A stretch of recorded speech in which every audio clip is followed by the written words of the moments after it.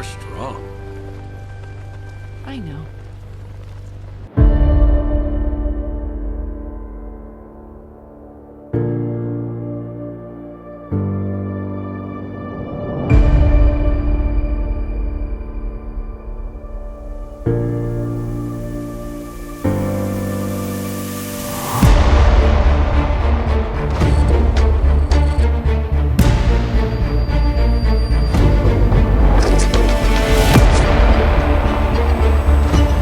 It's okay.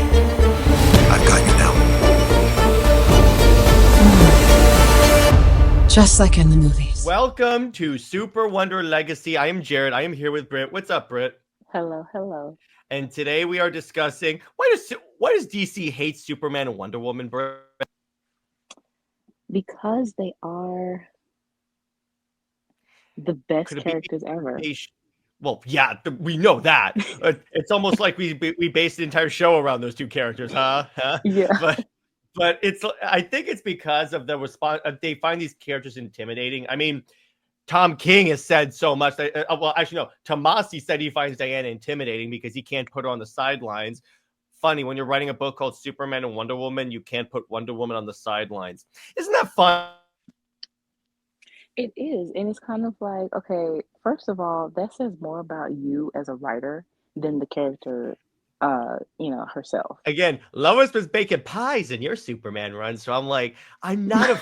See, here's the problem with, because I've read a little bit of his Superman run, and it's like beloved by like the Superman fan base. That should tell you something. But here's the thing: when I read it, it's boring as hell, and we'll get to that because that's partly Superman's problem. Why I put the why I can't grow. I nailed that thumbnail.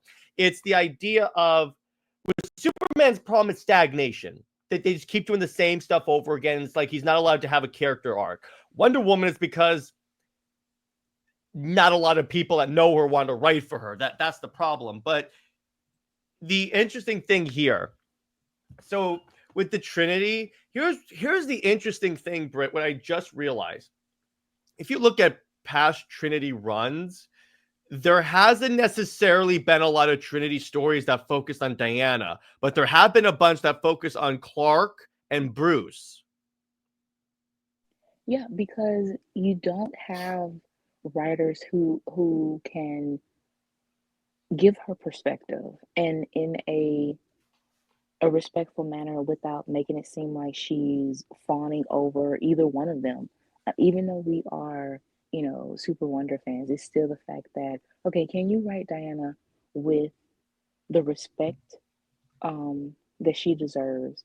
And while she does care for Clark, as whether it's platonic or romantic, it's still the fact that it, we want to have more depth within their relationship. And you just gave me an idea. That's a new record. Wow. Within what, like 10 seconds or so? 2 minutes and 49 seconds. Wow. And then with Bruce, I mean, they don't really have that connection They didn't even have a friendship, really. That was just forced by the Justice League cartoon. Right. And funnily enough, today is International Women's Day. Which is why we're starting with Wonder Woman. Right.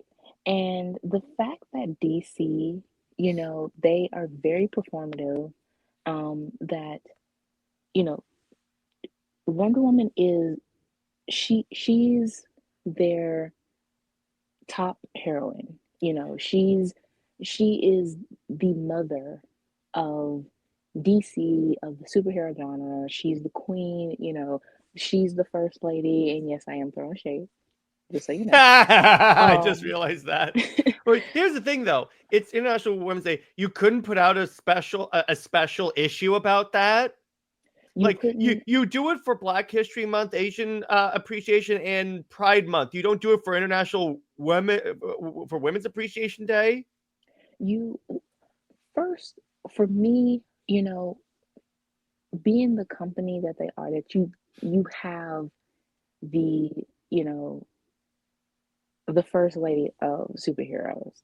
It's like it should be Women's Day every day, you know. And True. Diana should have better respect because even though, and we keep reiterating this over and over, and it's kind of like it sounds like a broken record, but just because 1984 flopped, I wouldn't say it flopped because it did help boost and launch HBO Max. And within the Here's the thing, midst, though. You could argue it was the announcement of the Snyder Cut. well, yeah, that too, that you know, it it's a combination, but it's still the fact that digitally 84 did succeed, and because of that, I they think did it made more at the box office if it was a release day and date.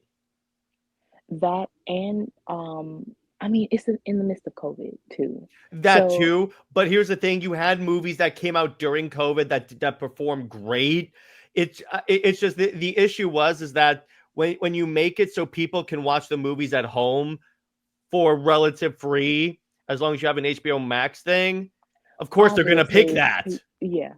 And and also, I mean, Batman and Superman has had failed adaptations before.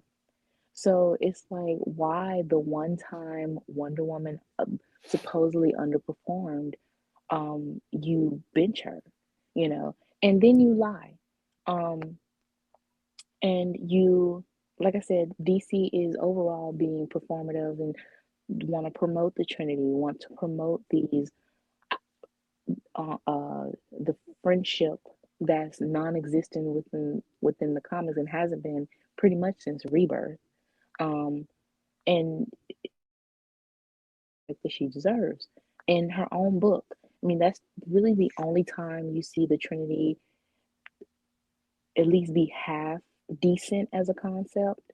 And you see a little bit of Diana's perspective, but it's still a prop up of Bruce and Clark.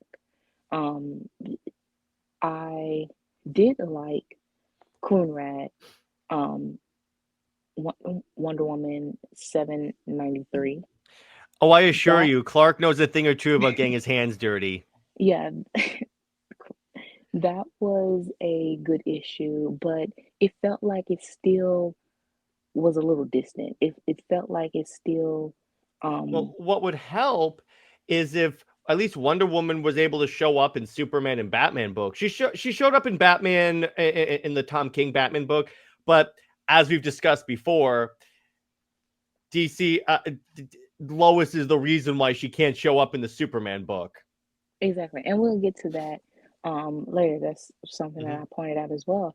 It and also the fact that in her own books though, it's Hmm. like it just feels very superficial, and it feels um it doesn't feel forced. I would say it's just lacking that depth of Lacking genuine. depth, Tom King? No.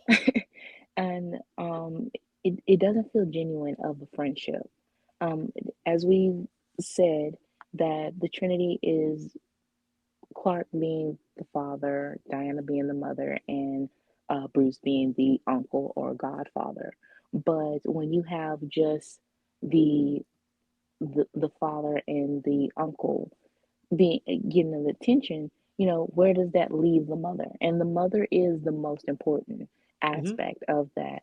And even with this picture, with knowing that it is a world's finest book, but it's crazy that the way that that is positioned, though, that Batman and Superman has the larger picture and it seems a little bit more equally divided on the cover, but Wonder Woman is at the bottom.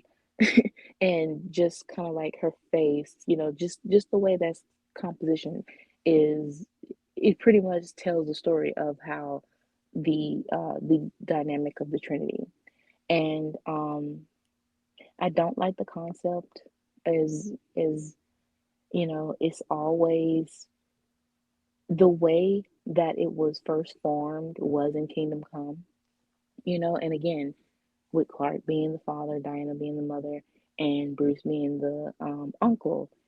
But over time, with other writers, it has switched from, because they don't like, especially Clark and Diana's relationship, they want to force Batman in the middle to be like the So, linchpin. so Batman is the bat third wheel.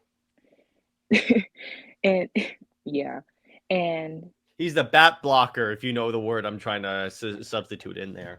basically, yeah. And it's kind of like, no, he is not the linchpin. He doesn't have that type of relationship with Diana, and in depth of a friendship. And to distant Clark and Diana, it feels very forced. Um, and then you have, multiple books of the Trinity, but again, is not truly exploring the depth of their relationship as what it's supposed to be. Yeah, So it exactly. it, it just really feels like Diana is more like placed as, just because she's the woman of, She's the then girl, yeah. yeah, more, it's not because of the merit that she holds, I know. and Hmm. that is something that, honestly, within almost 90 years of these characters existing, if you can't get that dynamic right, what are you doing? Why even have a Trinity book? It's almost like the Trinity is a made up concept. Haha. But it's like, and by the way, I love this slide because we're literally seeing this right now. Because remember, one of the critiques that everyone had for King's Wonder Woman run, in addition to it being hot garbage, was that they were constantly talking about how great Batman and Superman are. Yes, the fact that Diana keeps like Clark and Bruce being brought up in every issue is ridiculous. And like you said, Diana is Or she's where Diana's talking to Damon and she says, I too am the child of a god. Speaking of which, if he says, I too am the child of a god, how is all of a sudden the clay origin canon? you know This is in his run. So I'm like, the back and you know forth what's kind of funny? That just came to me. I'm like, wait a minute here. the back and forth of Diana's origin. Honestly, if you wanted to make New 52 an illusion and all of that, have her, thrown in a padded cell with a straight jacket. Um, To wipe this out? Yeah, I'll be fine with that. at Well, this, here's what you well, yeah, do, that. Britt. Here's what you do, Britt. You combine the two origins. What I mean is, you make it so the clay origin happens, but then it was one of the things that gave life to Diana was Zeus's lightning. There you go. Technically his father, but his seed is not involved. Well, I mean, that could work. It's not perfect, but it's like that way you could say she's the daughter of Zeus without that. Well, Zeus likes to sow his seeds everywhere, As you though. know, and I love, by the way, that when we did that episode, that was the comment that people stuck on. People were like laughing their asses off at that. He does. He likes to, He likes to get yeah, around. He's the yeah. Captain Kirk of the Greek gods. He's very much he is that Papa was a Rolling Stone. He is that to the Yeah, core. exactly. But it's like just establish what her damn origin is and stop changing it in the same run. I'm like, what? How does this work? But anyway, the thing about this is like it seems because here's what DC is doing when they emphasize Batman Superman in her own book. It makes her the accessory of Batman and Superman. And what's so funny is how, when fans, detractors try to say about her being the accessory just because she's shipped with Clark. And honestly, you can really see her being an accessory to Bruce, more so because look at the comments that I get sometimes. It's like, oh, that's Batman's girl, or what can Diana do for Batman? But what does she get out of it? With Clark and Diana's relationship, we see it as, in story, when DC, respects their story, we see what they can give to each other, and how they aren't accessories to one another. They actually have that respect. But yeah, within her own book, why is it okay for them to be propped up, but then in their books, or specifically Superman books, Diana is used as a mouthpiece or something for the status quo. Yeah, Um, remember where she's like, "Oh, I bet this is weird, Diana, seeing Clark and I together. No, it feels true." And I'm like, "No, it doesn't." yeah, That's where the Last of Lies really debuted. yeah, it and to be so like obvious, and to be just so it there was no sugarcoating how Rucka and Jurgens felt about Super Wonder and New 52, because they really just showed themselves, and it was unnecessary. It was very childish and petty. But for DC to have the Trinity book, and the Trinity book basically it it did below um Superman and Wonder Woman. And then you have Batman and Superman, or Superman and Batman, the world and world's finest. You know, they have consistently made sure Batman and Superman have this team up book, but at least Superman and Wonder Woman can have a team up book set in the past. They Liam Sharp tried to have Brave and the Bold, and he was pretty much That's not even writing. Batman and Wonder Woman, by the way. Yeah, he was pretty much trying to ride the hype of Rucka, and how he used hating Super Wonder as like a promotional tool. And even that book, he was very disappointed that his book didn't sell. And it's kind of like, yeah, because honestly, Batman and Wonder Woman don't have a relationship even when you try and force them to. yeah, so that book didn't, sell. But Superman and Wonder Woman did. And it was a top seller, bestseller. And it has a solid fan base, still does. But because of DC so, hell bent on the status quo, we can't have that. Even just in the past. Or you can have a platonic book. We don't mind it. It would just be, you have to know how to write their relationship. But no, we can't have that. And I wouldn't say that Diana is dependent on that relationship or a team up book with Clark. I'm not saying that, but it People on would. Twitter will indirectly. Yeah, they just want to be naysayers. Mhm. But it would be something to say, okay, yeah, this is again uh, the dynamic of the Trinity. And no, Batman is not included because how Tom, the best example that we have, modern day, is how Tom King wrote Wonder Woman 7. And it, he lied basically and said this will be a deep dive of Clark and Diana's friendship. And it wasn't. It was still shoehorning in the Trinity dynamic that really just felt so superficial. It wasn't about Bruce. Yeah, they were trying to find him a birthday gift, but honestly, you didn't even have to have that as the backdrop. You could have just had Clark and Diana go out for a day off together. But remember, And he really wants to write Batman. that's true. But of course, if we were to write it, which you can write that down, Yeah, Jerry. well, if we Um, were to write it, what I would do is I would actually make an announcement. No characters outside of the Wonder Woman family will be showing up for at least an arc. but and Go on.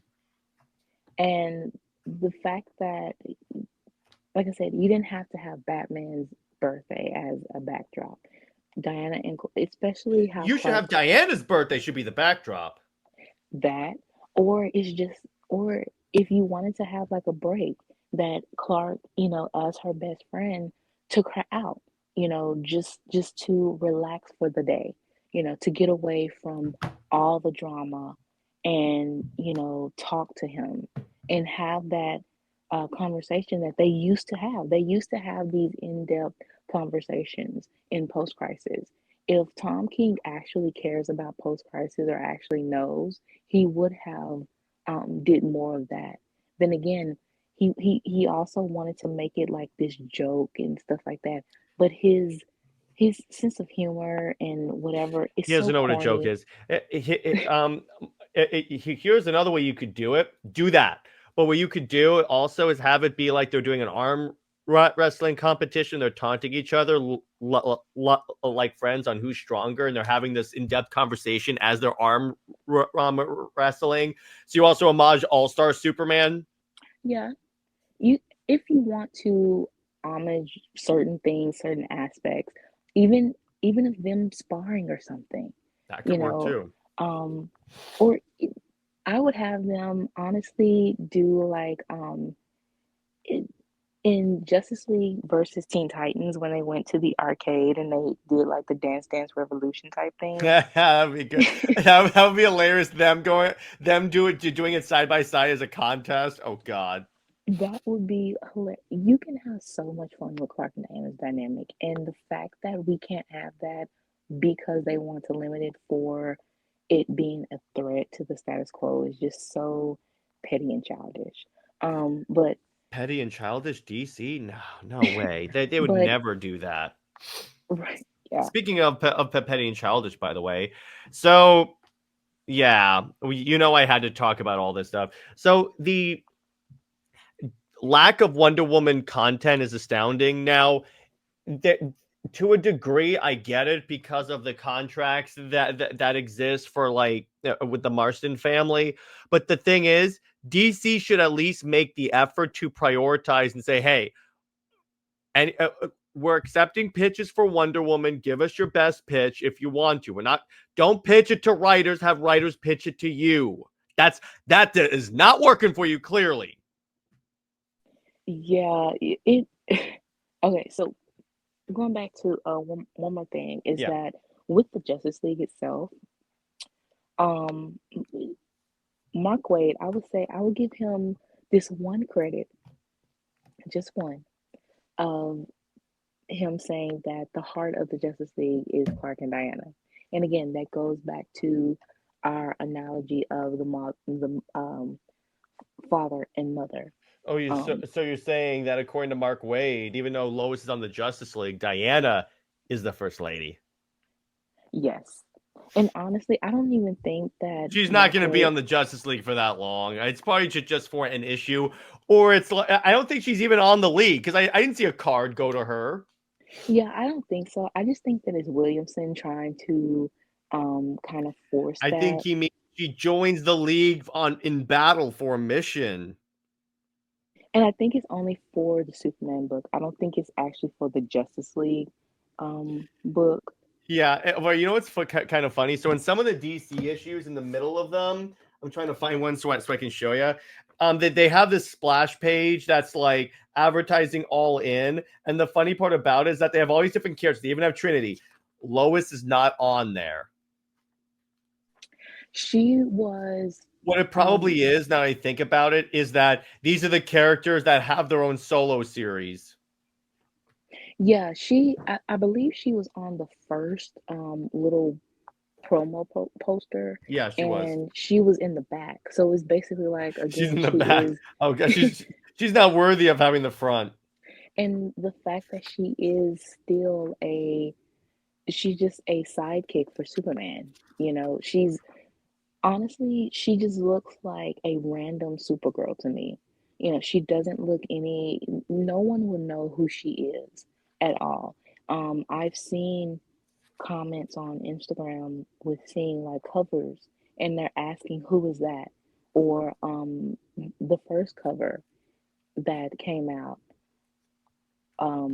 Superman fans were very much guilty of that, saying that she was like a future daughter.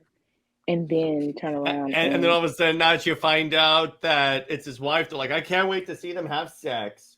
yeah, that was very, very weird of a transition. of them talking that way. And even on the cover, it was them, and someone said that they look like cousins, like kissing cousins. It's like, yeah, they, for all the projecting of Clark and Diana, for them saying that they look like siblings or whatever. Mhm. This definitely looks like siblings or something. Yeah, exactly. It just astounds me on that. So anyway, so the sheer, because here's the thing, DC should at least make the effort in saying, okay, we're gonna accept like some meshes. Let's get some Wonder Woman content out there if they want to keep saying that she is this very vital character to DC. Because otherwise, stop saying it. It is all performative. Diana, yes, we know for a fact Diana is very vital. When she gets the promo, she can sell. When you go to any random person, they know who Wonder Woman is. They know her logo. They know just her period. They might not And be most that importantly, they don't know who Trinity is. right. But they know Wonder Woman. They know Diana Prince, Diana the Mascara. They know, thanks to the 2017 movie and Linda Carter, and I would say DCAU, but, just overall, still, people know who Wonder Woman is, and DC underestimates her. The fact that so many people still were very much anticipating the Wonder Woman game, and it trended. Wonder Woman at that time when it was announced, it was trending for days. Then when the cancellation, it was trending for days. So honestly, the like I said, they underestimate the impact that Wonder Woman can have. And I mean, the impact of the first movie shows you. Well, ignore that. Absolute Wonder Woman shows you the character sells. You just got to put a creator that actually likes the character.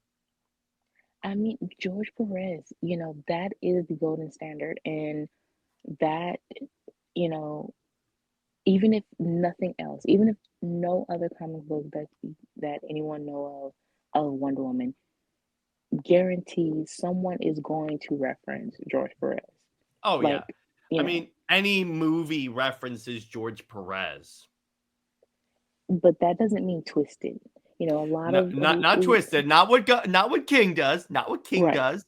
But it's and I'm like, you have the gold mine, just keep going to that. Or it's like, here's the thing, it's like with the always astounds me that like King was taking this as like a challenge from Perez, and I'm like, I don't know what was going on in your head, but that's not that. I'm like, bro, stop trying to be like other people, because we all know he wants to be like Alan Moore or like Grant Morrison. He wants that level of stardom. He won't get it, but that's what he wants. And I'm like, stop trying to be other people. Be Tom King, because when you write characters you care about, people actually like it. That's why you got to the point that you're at. The thing is, I would say that Tom, he had rare, gems. And by rare, I mean only like two. Well, hang Maybe on. So, his so you had Grayson, which was pretty good because it's a spy book and he was in the CIA. You had Omega Man, which I heard was good. You had Vision. Uh, Mr. Miracle, I read it. It was okay. You had his Batman run, which was hit and miss. Then you had Heroes in Crisis, which was hot dog water. And then you had what else? Oh, yeah, Batcat. How can I forget about that? you can definitely forget. You can Yeah, definitely go ahead and I can forget. forget a lot of stuff, but it's one of those things where, all right, so what's kind of funny, and I'll say this when we get to Trinity, but it's like what the other comics they co-host and I were talking were like, what's probably going to happen. The reason why DC has not referenced anything from his run yet is they probably want to see how is the run going to end, because we need to, because they don't want to like have, like, let's say he gets rid of Trinity and makes it so she didn't exist. You then have to explain why like Black Lightning knew about Trinity and doesn't anymore. So they're probably like, let's wait and see, like at least past issue 19 to see how this wraps up. I honestly think the fact that they said we all have kids, but at the same time, it was very like I only don't think that was. I think I don't think that was referencing Diana. it wasn't. It was basically because the only person that really talked about a kid, and honestly, I think that is very much it's kind of like mandatory for Clark to bring up John in such an unnecessary way.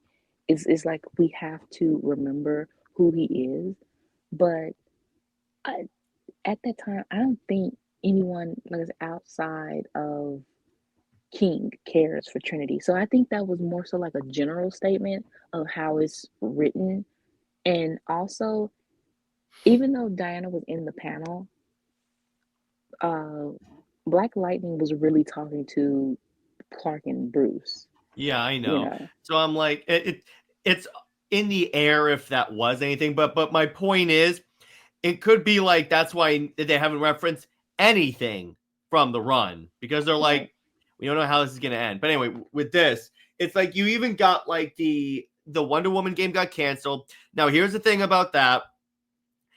It was partly to blame.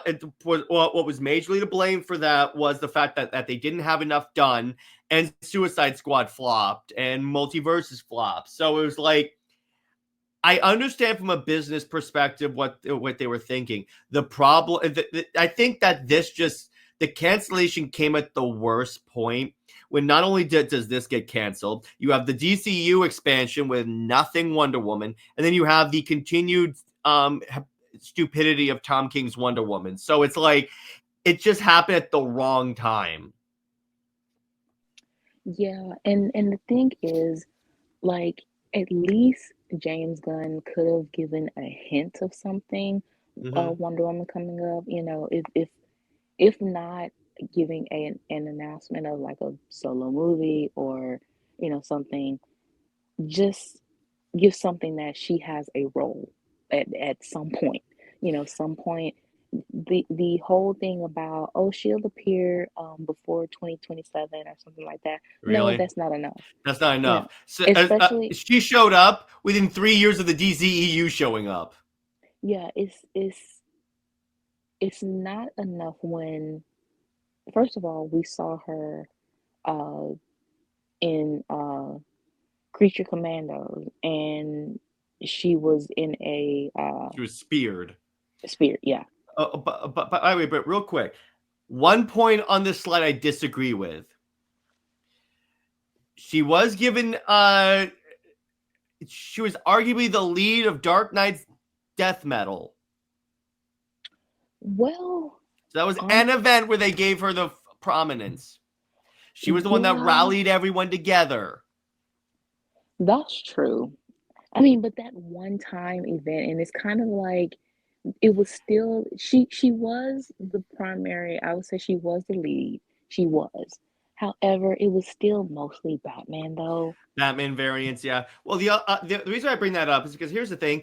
Part of the thing that Wonder Woman needs are good events. Because here's the problem: so Amazon's Attack, the old one, the one that I love reminding you of, is known as the worst DC storyline of all time, and it's a Wonder Woman event. She needs good events, True. and you need writers that are capable and willing to write good events. Because when you write a good event, that then all of a sudden tells the people that don't necessarily read Wonder Woman are like, oh, that looks badass, and I heard that was a good book. I'll pick it up, and then the Wonder Woman audience expands.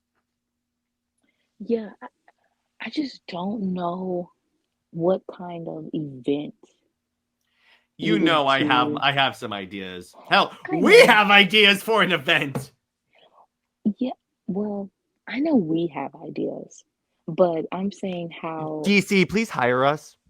yeah, because that's the only way the events could actually be executed properly. Because I got some wacko ideas, wacko in a good way, that would respect this character's lore. Trust me, I got this. That's true. And honestly, Diana is, if you want to have the whole, I mean, shoot, gods and mortals, that whole, If that's the justification. title, you should have a Wonder Woman thing. Exactly, because Diana is, and Clark too, but Diana is the main one that's the in between of gods and Well, not only mortals. that, she should have shown up more in Shazam 2, the one called Fury of the Gods. Yeah, they honestly, it's a lot that they just don't know what they're doing. I You still know, say that movie would have made a lot more money, even despite the announced reboot, if it was actual. You could still keep it as Shazam, or you could, but if they told you it's a buddy cop movie essentially between Shazam and Wonder Woman, people would show up for that. yeah, Gary, you definitely need to be hired because that is so true. You know, I've long said even Black Adam would have sold more if instead of the JSA it was Superman. that's true. That's the problem. People always attribute Snyder to the fall of the DCU. No, here's the problem. After the DCEU, WB was like not willing to pay Cavill what he wanted. Oh, he wanted more money. He's playing Superman. Pay him. But it's like you don't make Superman, Batman, or Wonder Woman movies, and then you're like, Birds of Prey, Shazam.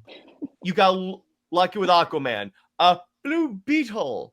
And everyone's like, we shouldn't have had to wait 10 years for a Superman movie. You brought up another thing. Blue Beetle was not successful. And No, no, no. You know why? And I can summarize this perfectly. So my dad is not a comic book fan.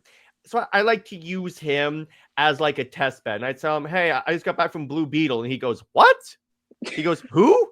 That's the problem. No one knew who Blue Beetle was. He shouldn't have gotten a movie. so, well, Blue Beetle was supposed to be an HBO Max exclusive, Well, you should like have kept it as an Batgirl. HBO Max show. Well, just the movie, an exclusive movie. Yeah, you should have Originally, kept it as an HBO Max movie. right.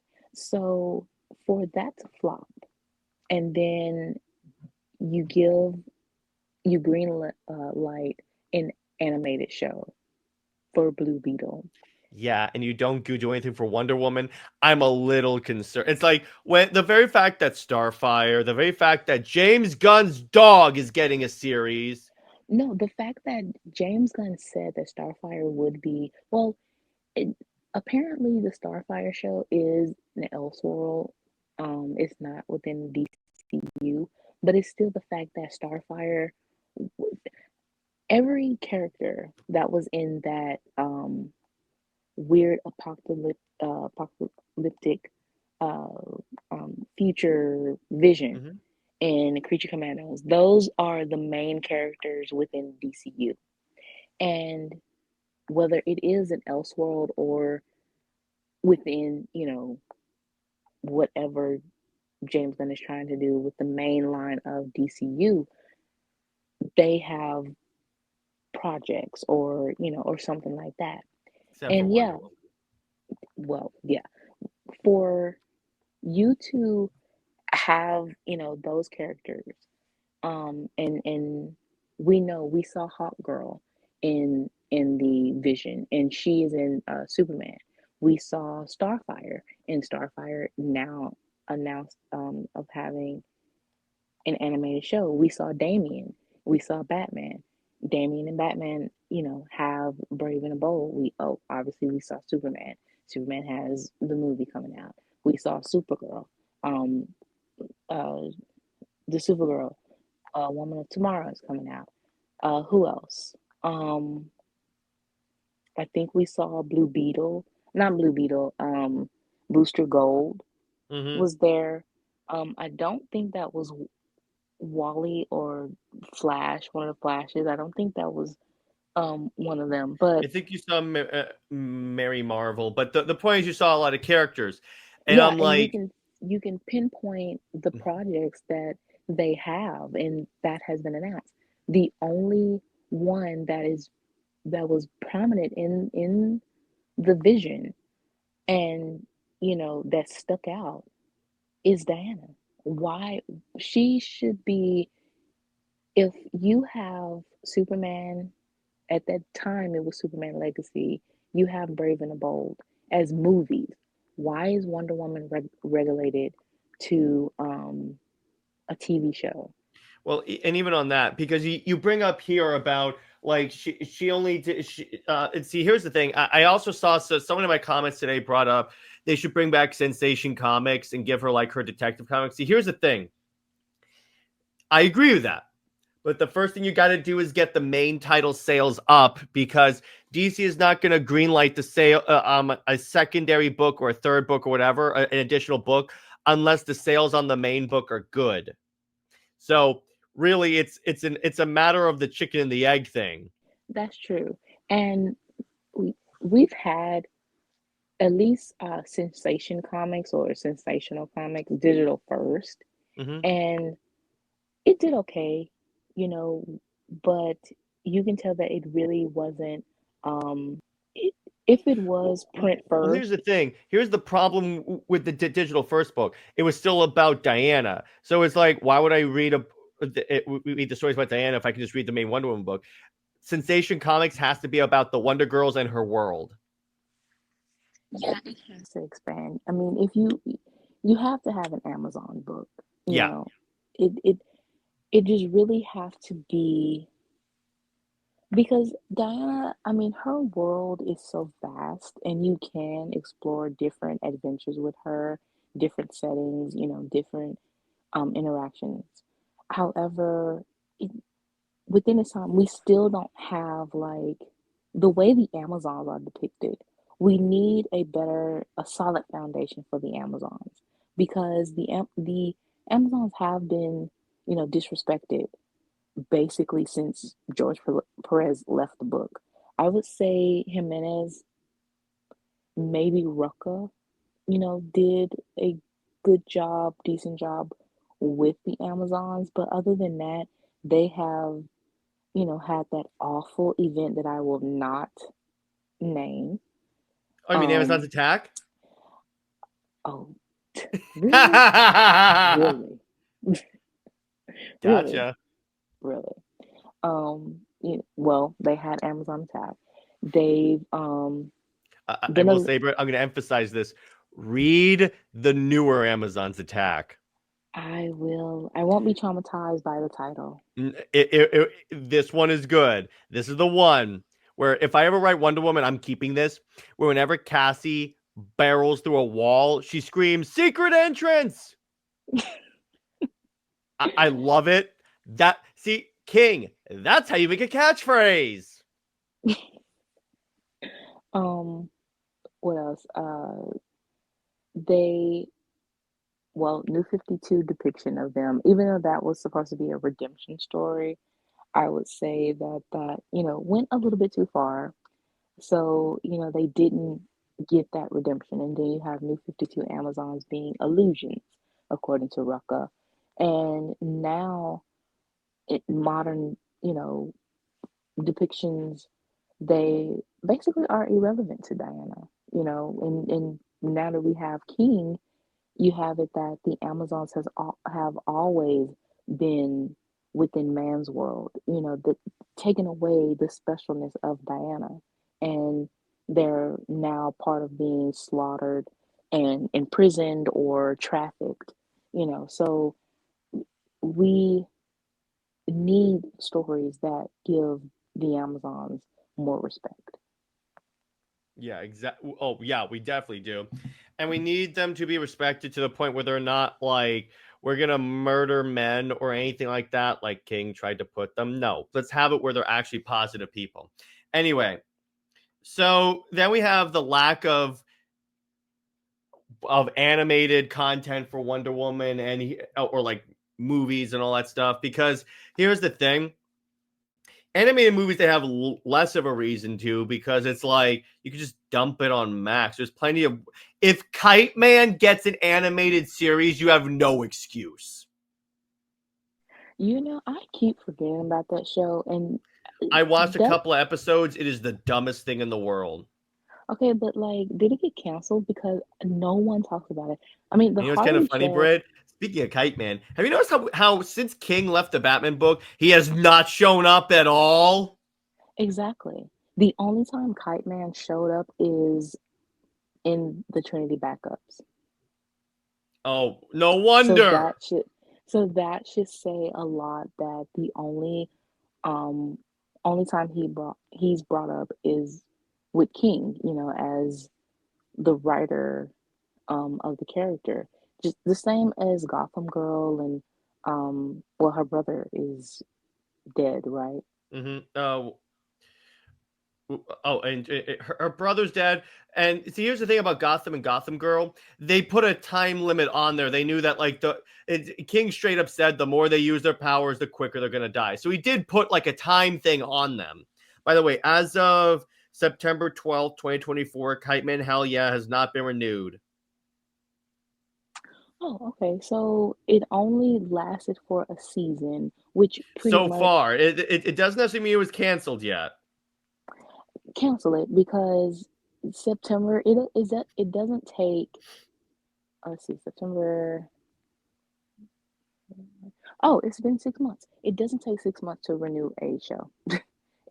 It will at least be renewed within 2 weeks to a month afterwards. Well, the other So thing is, like, again, why does Kite Man get a show, an anime show, but Wonder Woman doesn't? exactly. Even with the animated movies, you know, we know that they are going to have Batman all over the place. So Mm-hmm. that is it is what it is with that. You have certain Justice League films, but again, Batman takes the lead. Um, and Superman, he plays second fiddle. He has his own movies, but okay, it's All Star Superman. It's Death of Superman twice. You know that Yeah, both of those times sucked, by the way. right. So it's kind of like, and no one cares. Then you have Batman with multiple movies, and it shows how great Batman is. Wonder Woman having uh the 2009 film, And we'll talk which about that on the next slide, but I will say that's the movie I used to hate, but now I actually kind of dig.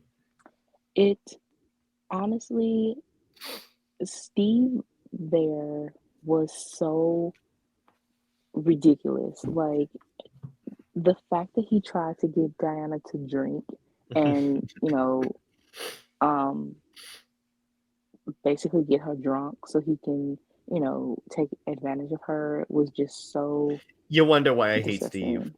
Yeah.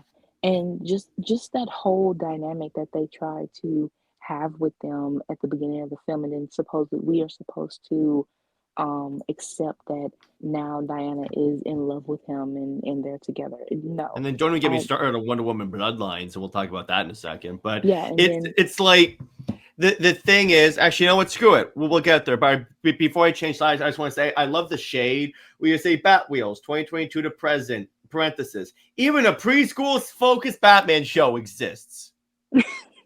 I love the shade. But anyway, so okay. Yes, Steve is the problem with that movie. But besides that, it's not as bad as I once thought it was. Let me put it this way. Bloodlines is the bad one. Bloodline is bad because you are trying to obviously, They're doing the James rucka. Tucker, that yeah, James Tucker is definitely doing the whole Rucka thing where you have to throw shade at her relationship with Clark. You have to you wanted this type hush type thing with her villains, and it basically felt like an afterthought of and redoing capitalizing on the 2017 film, but also trying to throw in George Perez, run, and the dynamic of Julie and Vanessa. They were unlikable to a certain extent. Yeah, it was. You still had Diana basically. Um, you also ruined her relationship uh with Hippolyta. You know, and even though I guess the theme was like this mother and daughter parallel of having, mother and daughter issues. It feels like that's what that whole Diana rebels against Hippolyta comes from but it's not so much as her choosing to go with Steve. And that's pretty much where these writers get that from. Is Diana's rebelling for a dude. And no, that just slashes her entire feminist message and empowerment, and the bond that she has with Hippolyta. It ruins it. Um, Particularly when she punches Hippolyta in the face. yeah, with King. Or like in that DC Heroes United app show thing when they do it, so they reveal like Diana's origin, but it turns out so Steve crash landed on her island and the Amazons were gonna murder him, so Diana took up her sword against her mother, and I'm like, yeah, that ain't happening. Yeah, I stop doing that. Diana will not raise her sword or raise or do anything like that to Hippolyta. Yes, Diana may protest, against her, but she would still have the utmost respect for her I'd mother. be fine if like she snuck Steve off the islands covertly. I'm like, okay, I could see that happening, but raising her sword, or in Tom King's case, striking her mother, no, that's not happening ever. It was kind of funny is Robert brought this up. So King has said that like his daughter helps him write for like Trinity and stuff, and we're like, was the punching your mother in the face the daughter's idea? And if so, what does that say about your family life? Yeah, because, as a writer, you do put, obviously your perspective, but you have influence of, personal experience. So, yeah, that you have to be careful with what you put in your stories and stuff like that. Particularly when like King says that like I think he said at one point that like his daughter he puts a lot of his wife into Diana, and I'm like, you're putting her through an He put emotional like abuse. What are you doing? he put his wife in a lot of the female characters, especially when he's trying to do the romantic type dynamics. He did that with Catwoman. Um, I think with Adam Strange's wife, Big Barda, and even with his kids, the fact that he felt like the Super Sons plus Trinity were basically his sons and his daughter. So, I get that you want to have that personal connection and to resonate so you can get these characters, but you are writing them as just you see fit, not as the characters are. Exactly. And King has bragged that that's what he does. But anyway, so at least she has half, at least in terms of her animated movies, half of them are good. I mean, that's pretty. Because I will say the music of the first Wonder Woman anime movie is like so freaking perb. I'm like, it feels like an ancient, it feels like essentially a Wrath of the Titan style movie, and that's what you want a Wonder Woman movie to feel like in terms of music, at least. And I'm like, yeah, that's dope. The other one was good. And see, here's the thing. And when I had Sam on the show, he talked about that with Bloodlines. They were trying to make it so it's like Wonder Woman's like Hush. What they mean by that is because the good thing about Hush is that you could give Hush to anyone that wants to read Batman, and they'll be good because it like introduces all of his villains. It's a sort of a tour de force of his world. That is something Wonder Woman needs. It's just the problem is the movie also came out as petty, like we said before, because they were literally crapping on what came before. Yeah, and so the movie flopped. I I mean, wonder that why. that And was the problem embarrassing. is WB took the wrong lessons from that. So then you get the live action stuff, which we know that Batman has gotten like 8 million animated adaptations. Superman's gotten a bunch, which again, it's like that makes sense. It makes sense that Batman would get the most movies because if he's the grounded superhero, that's just a dude with powers like James Bond, that's just a dude with tech. That's easier for the general audience to palate than like say an alien that gets his powers from the sun. But the thing is, to Brit's point, here's the thing. the first live action Wonder Woman movie proved, hang on, I'm going to move slides, proved that, you know what, this character is worth it, because up until that point, this was up until Aquaman, this was the highest performing DC live action movie. Wonder Woman. And the thing is, going back Yeah. with the animated Yeah. movies, if you want a Wonder Woman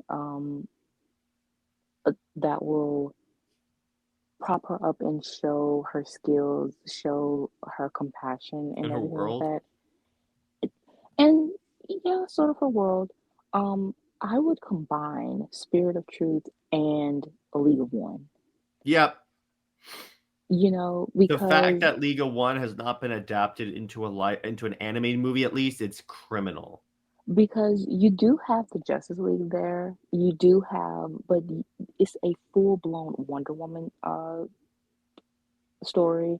And with Spirit of Truth, we are still seeing Diana's world, especially with her also balancing being the ambassador and how she goes around, basically around the world trying to help and find herself. So if you want that backstory for Diana, and you can bring in Julie and Vanessa, it's pretty simple to combine those two stories. Um, and, and that would have been much better than trying to not only you know, rag on, you put more effort in ragging on what came before than a decent Wonder Woman uh animated movie that can actually be impactful for her character. Well, again, because here's part of the issue. Again, a lot of these writers are old, and they're stuck in the way the comics were around their time, and they think that it should always reflect that. And I'm sorry, no, that's not the way this works. But it's like we saw this with Man of Steel, because a lot of the old timey Superman writers like John Byrne were like, it's not Superman. And I'm like, I don't think John Byrne should be weighing in on what's Superman and what's not. So first off, that's your first issue, brother. Right. But it's like, I'll give Mark Waid credit. He at least came around to Man of Steel. He still doesn't like the massive destruction in like the city battle, even though that's no more destructive than any battle in Metropolis. I'm like, True. it's a superhero battle in a city. What do you think is going to happen? It's like, you could say, well, it didn't happen that way with Marvel, because with Marvel, it's not two gods fighting. It's a couple of people, one dude on steroids, and a rage monster. With Superman, wait, hang on. With Superman, it's two Kryptonian gods. Yeah, there's going to be destruction, idiots. Right. And wait, didn't you write a story where the entire superhero community is nuked? Yeah. It's The but double anyway, standards. yeah, well, double standards, DC. But anyway, so it's like with this, it was the highest up until Aquaman. This was the highest performing and highest rated DC live action movie. This was your first success, so this should have told you it's not the character, it's the creatives. Then you have one bad movie. How many bad movies have Batman and Superman had? A ton. A very ton. With Superman, it's either they're bad like Superman 4, or they're boring. And with Batman and Robin, and yeah, it's a lot of It's bad. camp. So I'm like, yeah, one bad movie, and you let Batman and Superman have like multiple. What are you Exactly. doing? Yeah. And it still doesn't make sense because, yeah, 84 had a lot of controversy and it was bad. But at the same time, they still greenlit and fast tracked Wonder Woman 3. And The day it Patty, came out is when they announced, yeah, we're developing Wonder Woman 3. I'm like, oh yeah. and it was like, but and she was like, she's going to course correct. And from then, she was like, it's going to be in present day, you know? So it was kind of like the constructive criticism Patty, got for the movie. She took it and she was going to take heed to it. So the fact that that whole debacle of her, the whole script thing, it honestly, it feels like deja vu, with how with having the script, Batman 2 script is so like, is it done? Is it not done? All the controversy around that now. Yeah, It I know, right? Well, I love where Patterson is like, I'll be old Batman by the time this movie comes out. right. So, but yeah, with Wonder Woman 3, I'm pretty sure Patty would have, obviously uh Steve wasn't coming back. Chris Pine pretty much made that be known. He was like, I'm not coming back. So Diana um would have been present day. It would have been her, maybe Patty would have actually looked into, comics in the supporting cast to give um Diana, Julia, and Vanessa or something. I don't know, but it could have been something. Instead, you get a canceled movie and no word on uh the Amazon's show. And I mean, I get that you want to show the Amazons before Diana is born. I get that, and I would love that. However, I don't think it's honestly, the Amazon whole like history could be told within like maybe 2 episodes. Hmm. So it doesn't really need an entire series, you know. Um, and like we said, Batman, Superman has a movie. That's the start of this new DCU. He is the center, or trying to be. Then you have Batman Brave and the Bold, which is having him have a son and be like middle aged already doesn't make sense, but it is what it is. He's And then geriatric man. and then you have Diana that's, well, Oh wait, Brit, you're forgetting we have a 60-year-old Hal Jordan, yeah, that's I, and directed by Tom King. Written by Tom King, and it's Tom King's version of the Lanterns. yeah. I'm like, is that supposed to be a selling point? Having Hal basically depressed and everything, it is going to Watch, be a they'll drag. recreate the infamous moment I told you about from the Batman comics. Oh my gosh. It's yeah, I hope not. But yeah, so This is with Tom King we're talking about. true.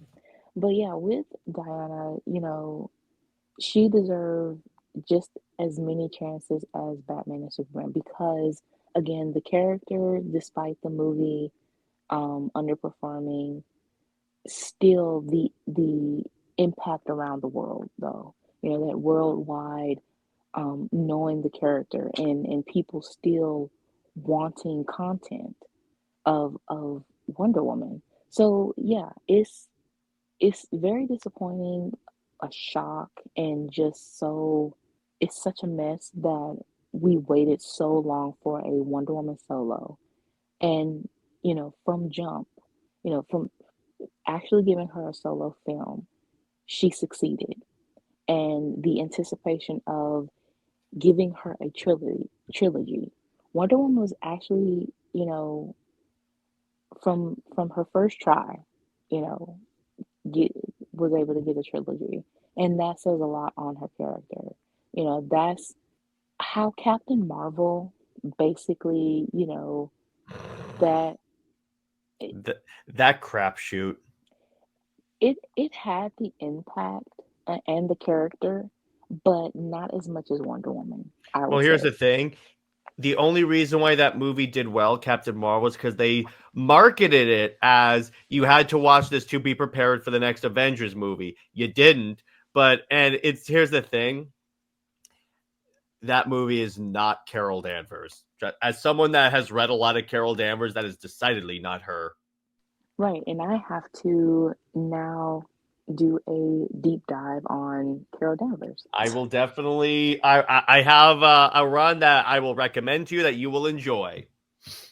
Yay.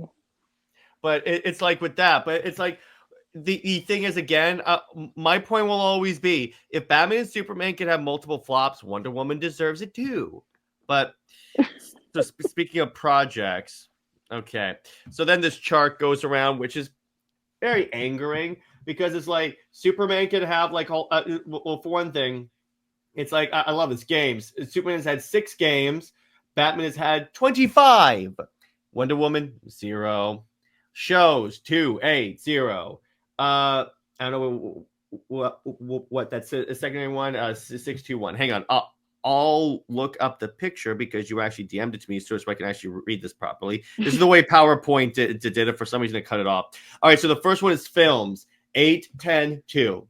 Animated films, 13, 35, 2. Shows, 6, 2, 1. It had a show?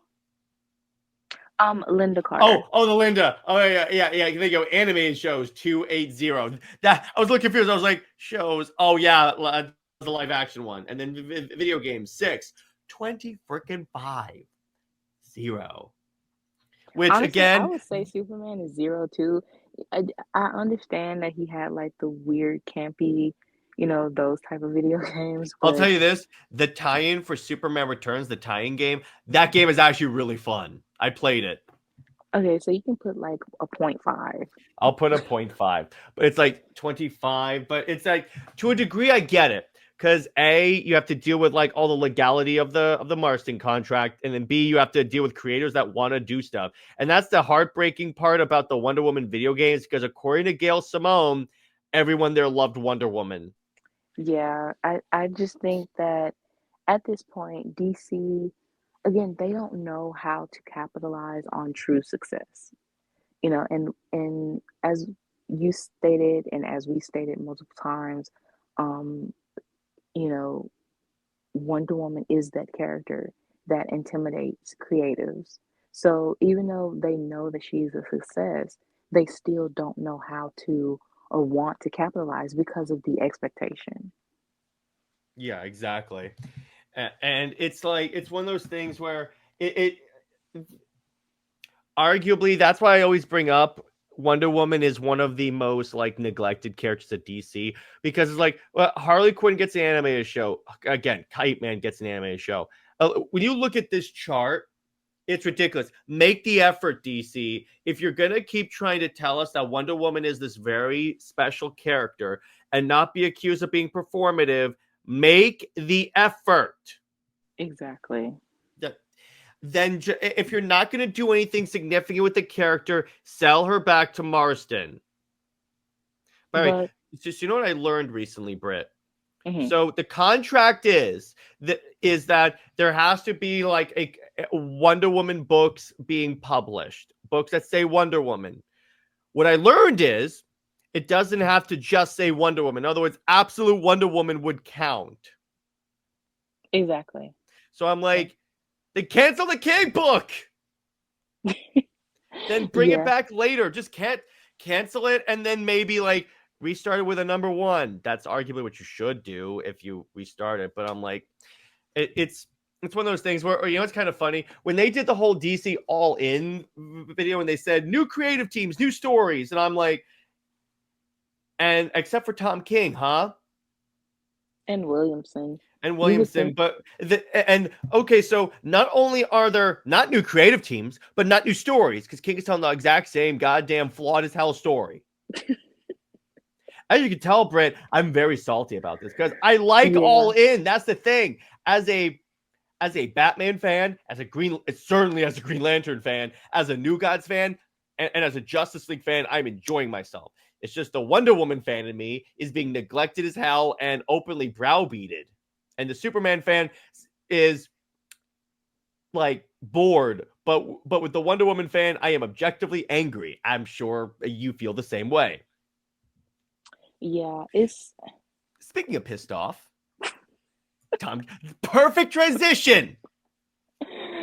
Perfect. So we have this piece of work character and Tom King. All right. So here's the thing.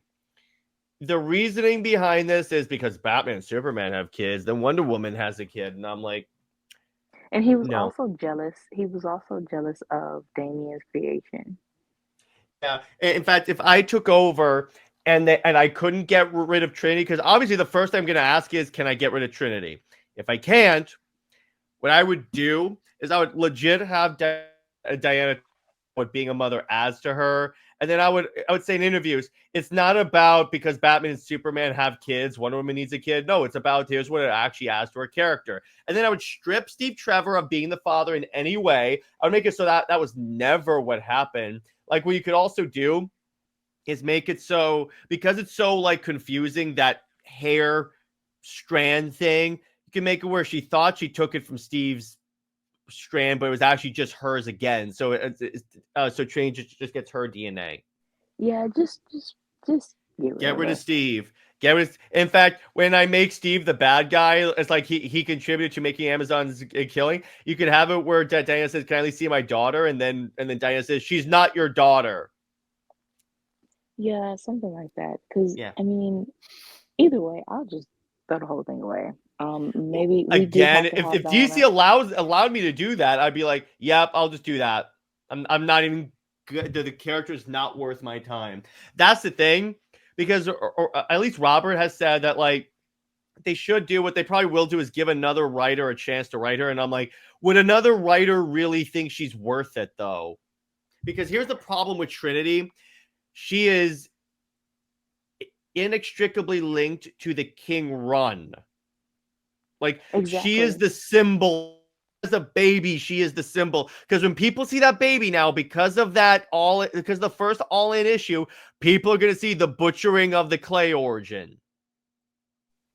Exactly. And not only that, but the way first, if if Trinity was supposed to be written by another writer or given a chance, Tom King would Tom King wouldn't be writing her miniseries. It Well, would have. according to him, DC pitched that to him.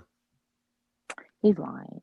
Like, Yeah, exactly. But so here's how you get rid of Trinity in one fell swoop. Darkseid shows up, shoots her with the Omega beams, which by the way, one of the functions, and he can choose what's functional. I would explicitly say this is what I'm doing.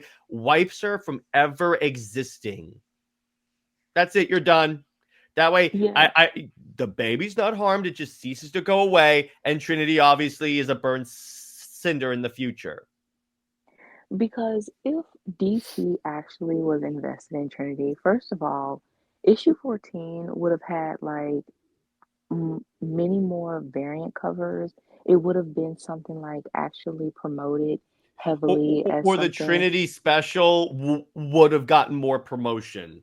And the issues afterwards, um, there's only been one Wonder Woman variant cover with Diana holding a baby, that looks like a demon baby, Chucky baby. Um, I mean, She's holding a Nicole, Cabbage Patch doll. the way Nicola Scott Here's the drew thing. Trinity. Her face is whenever here's the problem with Nicola Scott from my perspective. I'm not the biggest fan because her characters, to quote Jid, actually, her characters always look very high. They look high and they have a moon chin. Mm-hmm. And the way she drew Diana with the facial expression when she holds the baby up, the Chucky baby, it's like she's holding, the demon spawn away from her with a very scared look. Like she doesn't look very happy about it. It looks And even in the issue traumatized. where she's doing the lullaby to Trinity as she's sitting on the throne, she has her there. She looks like Dr. Evil holding the cat. Come, Mr. Bigglesworth. Right, Diana, That's she what she looks looks like like. a She even villain. has a She does. morose like look on her face. So I'm like, what is this? Yeah, she looks evil. And she's doing all of this for Steve, and It was Cersei all along. would hope so, because the fact that Diana, and the thing is, I've said this multiple times too. When you write about motherhood, motherhood is something very sacred, and it's something very important, and it's something that, you know, is it's the core of Wonder Woman. You know, forget what Tom King said about Steve being um the heart of Wonder. No, that is not Wonder Woman. The heart of Wonder Woman's story is, first of all, is Diana herself, and second is Hippolyta and that mother-daughter bond, because Diana was created as, Hippolyta longing for her child, that she lost, or, unborn. And to know that that is within the lore, that Diana is the reincarnated soul of, of that unborn child that belongs to Hippolyta, who was also, um, murdered because of uh, violence, that is a strong message for women. And for you to interject yet another male within that story, it really degrades the women, and it disrespects that, basically, that women's, space in Well, a sense. remember, Brit, Diana was not Hippolyta's miracle. She was Steve's. Yeah, that is a, Sugar honey iced tea? I mean, a big gallon of it. Big gallon of it. Jesus. See, I love the way you say things, but yeah. I'm like that's why I would completely in my run, because I'm gonna if I can't get rid of her, I'm gonna retcon the crap out of her. Like, retcon her to be the daughter of to be either the daughter or the reincarnated self of Emily. That way, she's not Diana's daughter, and then just have her be her own character somewhere, and then never reference her again. And that's kind of funny because my friend Drew, who's a comic retailer and writer, and one of the things he said was, if okay, so what they'll do is they'll give her to another writer. If that doesn't work, they will literally pretend she never existed. I mean, it's the same way they did with Jason, Diana's twin brother. They at least moved him to another dimension and just ignored him. That's the Well, other thing I that would should do. be, I would have Jason come back. Diana give the baby to Jason. Say it's not safe for her, right? For her here. And then Jason says, "I'll bring her back when the time is right." Spoiler alert: the time will never be never. right. Exactly. I love That that. that would be kind of funny, as if someone asked me in an interview, "So when is Trinity gonna come back?" I'm gonna say, "Well, Jason has the answer with that," and he says all he says is what the time is right. And I'm like, yeah. And then as soon as DC announced a Flashpoint reboot, I would go, "Oh, I guess the time was not right." Yeah, That is I would funny. be the most petty a-hole on this run ever. I may not be able to retcon the King run, but I can dunk on it like Michael Jordan. Funny. Yeah, I, I'm gonna air dunk all over this. honestly, I mean, they did well. They haven't retconned King's Batman run, They just but ignore it, because yeah. that's the other thing. DC, what DC normally does is that they let him do his stuff, and then they ignore everything they can. I mean, look at the New Gods with Scott and Barda. They had a son named Jack, and now they And have a then they daughter named, retconned it, so it's a daughter and yeah. a king. Oh, that was kind of never canon. I'm like, BS, Right. BS. And then he reused the name Jack for the cancer patient in Wonder Oh, Woman. let's not forget he also I guarantee you they're gonna be ignoring the Jenny Sparks book where he has Superman talk about, "I can't punch COVID." Or the fact that supposedly Clark had a one night stand with Jenny because he couldn't get over Lori. Yeah, Lori. Okay, moving on. So yeah, he has the way he talks about 1984. When I told Robert that, he and I were both like, that explains a lot. Because when you realize, when you actually go through this, you're like, when you pay attention to what he's actually said, I'm like, yeah, that's kind of that. I see what there's. It's kind of funny. So I'm reading through the Clunerad run. First off, it's not as bad as people say it is. But when I was reading through it, I'm like, Steve plays a very minimal role. It's awesome. When Steve is just the big brother type that George Perez set, or not, existing in the book at all, yeah, of course, the book is amazing. Exactly. But it's like, yeah, it's one of those things where it's like, and it just really annoys the crap because again, his whole part of his run, his idea of this run was to make people like Steve. He ended up doing the complete opposite. So isn't that kind of funny how that works out? Yeah, it's, Like, I let me put it this way: mean, I never hated Steve. I disliked him and thought he was boring, but I never absolutely loathed him. And now he's tied for number one spot with Lois as the characters that I hope stay gone. I was the yeah. only one celebrating when he was killed off. No, a lot of people were. Well, I was the only one of our friend group. Even you were like, yeah, they just kill him off like that. I'm like, yeah, it's awesome. Yeah, I would say that just Now, overall. Diana's reaction to it, that was not awesome. Yeah, I'm going to cry into an American flag, have it touch the ground, and then later say, give me the flag of this great nation. I don't want it to touch the ground when I punch you. Lady, you were crying into it on the floor of a cave. Yeah, it's, I, I, I get the feeling that King forgets what he writes.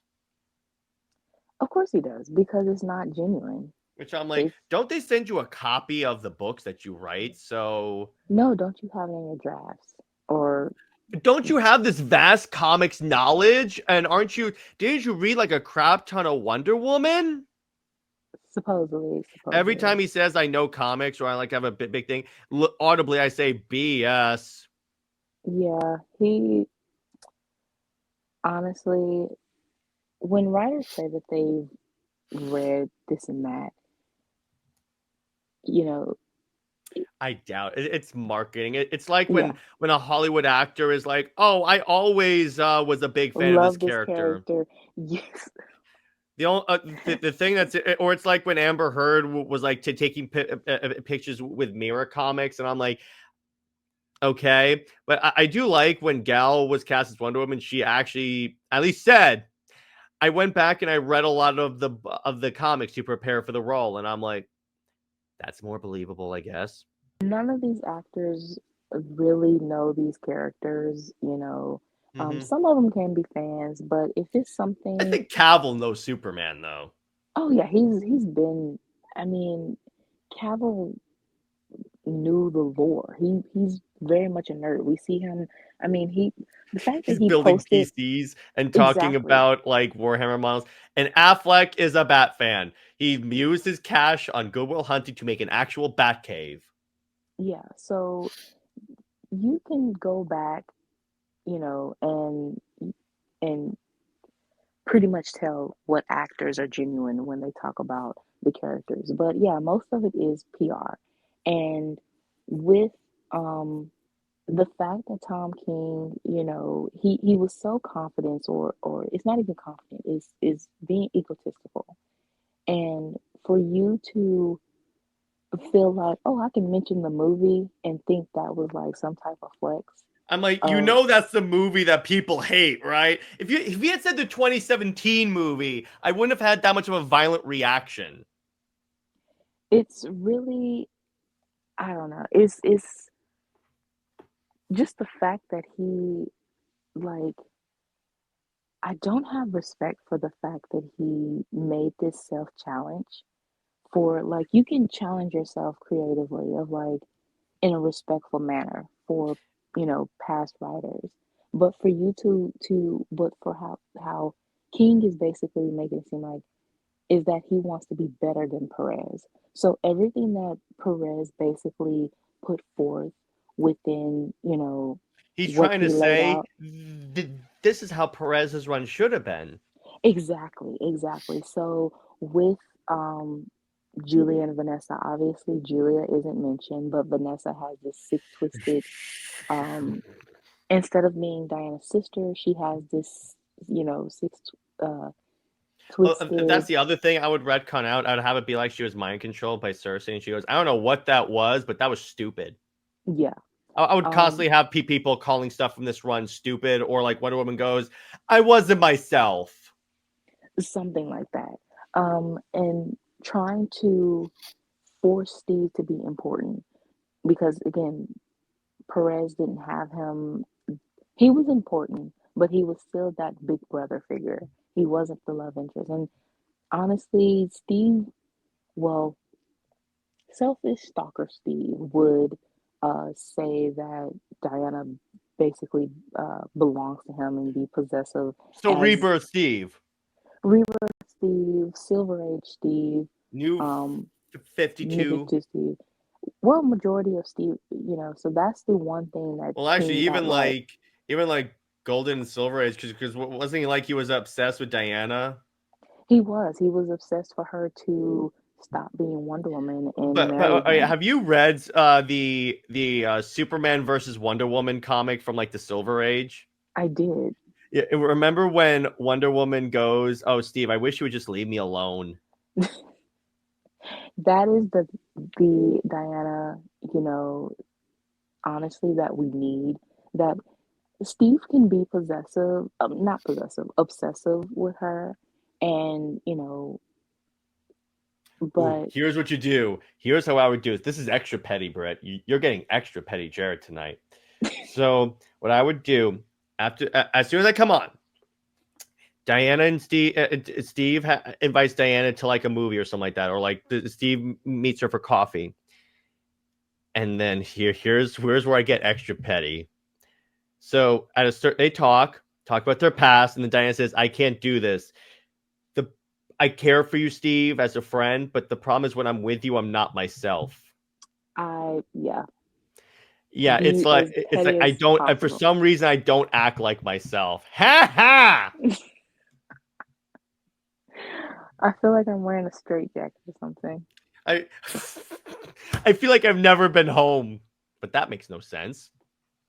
That's the other thing. So I recently talked about that Deathstroke run with Tony Daniel, and I was like, okay, so wait a second.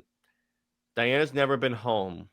Robert tried to explain it kind of by saying it could be that like they saw the regular Themyscira, but Diana saw the fake Themyscira. But I'm like, no. The idea was like she's never been home. That that's the example of them retconning stuff out just for the sake of retconning stuff out. But anyway, here's the other thing. It's like you never see like Wonder Woman in the run so far. She doesn't team up with the only time the Wonder Girls have actually interacted with Diana, have you noticed this, is when they do that really weird challenge where like Diana is arm wrestling, playing Injustice and stuff. That's the only time they've ever really interacted. Or like when they picked her and Cheetah up from that island. Yeah, the whole thing about a di nothing makes sense with Diana's lore. We can just establish that right now. Mm-hmm. Um, with the mascara, there's no way you can say that Diana was still going on adventures and she was being that disillusioned or whatever to continue seeing this fake island. And also, I mean, she must have been under some very, you know, amped up type spell and everyone else around her because how do you have a whole entire run of her being on an island then? Like, okay, so Wonder Woman, New 52, Wonder Woman run, it never existed. So But then you keep the Alaka, fact that she's like the daughter of Zeus and all that. yeah, so Alaka, the Dessa, the just uh Batman and Robin. Batman going to Remember, the island. remember, none of the Amazons were Cassia, her greatest love. Even well, yeah. Even the God Killer sword, that was Tony Daniel's creation. So Which, by the way, they referenced that recently. in cool in like You a know, Deathstroke book. I think it was. I remember I was reading actually, it may have been clear. At the point is Deathstroke shows up and he has like a form of the God Killer sword. So I'm like, hey, I remember where that was from. exactly. So how can you have these references and then claim that it was just an illusion? So Yeah. yeah, it's yeah, w- just with doing all of that, you know, both Superman and Wonder Woman are basically in the same boat yet again that they were in with Post Crisis, and that gave them reason of why they rebooted in the first place to give them a clean slate. Now that Exactly. you have them have whatever state they're in now, Wonder Woman is supposed to be the first ever superhero that's old as dirt. But then how do you explain her being old as dirt to her acting like she's only been in Masworld for about 10, maybe 15 years? Um, Again, you, Brit, the way that DC and Rucka handled this is shh, don't ask questions. yeah, I can't do that. You know, as a writer or something, we just no. Well, here's the thing: we ask questions when something is clearly not explained but must be explained. But it's like, again, where are the rest of her even the scenes? Have you noticed that even the parts where she's on the island in this run, it's empty or seemingly empty? It is The only time we've ever seen Amazons is when she brings Jack to the island. that, and even with that, it was kind of like Yeah, you brought a man here. I'm like, he's a cancer the patient. Amazons would never act like that. And even with him being on the island, we still don't see any type of interactions with the other Amazons. It's just Diana and Jack. Mm-hmm. And with even with Trinity or e- yeah, Trinity with the Wonder Girls, you know, that interaction with them, it's not that Diana, her introduction to them wasn't like this is a new, this is, you know, part of our family or whatever like that. This is meet your aunt Donna or something like that. It wasn't that. It's just we have a page, a one page of them holding Trinity who needs a diaper change. You know, Mm-hmm. that's it. And in the Trinity backups, we they go on. She takes the Super Sons to Themyscira, but Amazons are not around. Amazons aren't guarding where the sovereign is held. You know, the guards, Amazon guards will be everywhere, and we don't see them. We don't see We didn't even Trinity, see some guards on the throne room. nothing. It's just Diana. Um, e- But again, Britt, that would require Tom King to actually care, which he obviously doesn't. and you know, wherever Diana is, like when she was hiding out with Trinity, and it's kind of like a obviously it's it was drawn to be like this Greek type um Grecian room, but if she is supposed to be on the island, where did she the boulder and it being like she went to somewhere where it snows? It doesn't snow on the island, so where does she go? Like, how is she able to do all that? It really doesn't make sense to me. A lot of this run doesn't make sense, but even with this, it's like, here's the prompt. Here's my theory. Okay, so remember when King said he wasn't going to use any of the Wonder Girls at first? Yeah. So my theory is that he originally had three different Amazons teaming up, or three different characters that were like the characters that were like robbing the bank, cursing up a storm, literally gutting Solomon Grundy. So I think that's where that kind of came from. That's why those characters don't work. So what he did when he had to bring in the Wonder Girls is he just control F change Don random Amazon name to Donna, and that's why they kind of don't act like those characters. Or also, he just doesn't understand the Wonder Girls. And then I add to the fact this could not have been timed perfectly, Brit, more perfectly. The same issue where it comes out and everyone's like, "Where is Etta?" Absolute Wonder Woman is like, "Here she is." Yeah, the fact that Etta, yeah, that is like insane. No wonder people love Absolute Wonder Woman way more than yours, and it's dramatically outselling your book. Yes, that is. I mean, that's pretty. Again, King doesn't care because he's so egotistical, but at some point, he definitely needs to get the reality check, the fact that, sales continue to dwindle. But yeah, he wants to do this weird mouse man thing and this Batman team up and all of that. It feels like, however, it does feel like a be careful what you wish for kind of thing with the fans in regards to Tom King, because he said that he had a list of things that he didn't want in the run, but yet when it's brought up to his attention and asked for, he does it in a spiteful way to like, yeah, basically it's kind of like you are now wishing that you never asked. Yeah, exactly. It's because Tom King is a big fan of revisionist history. So there Yeah, you go.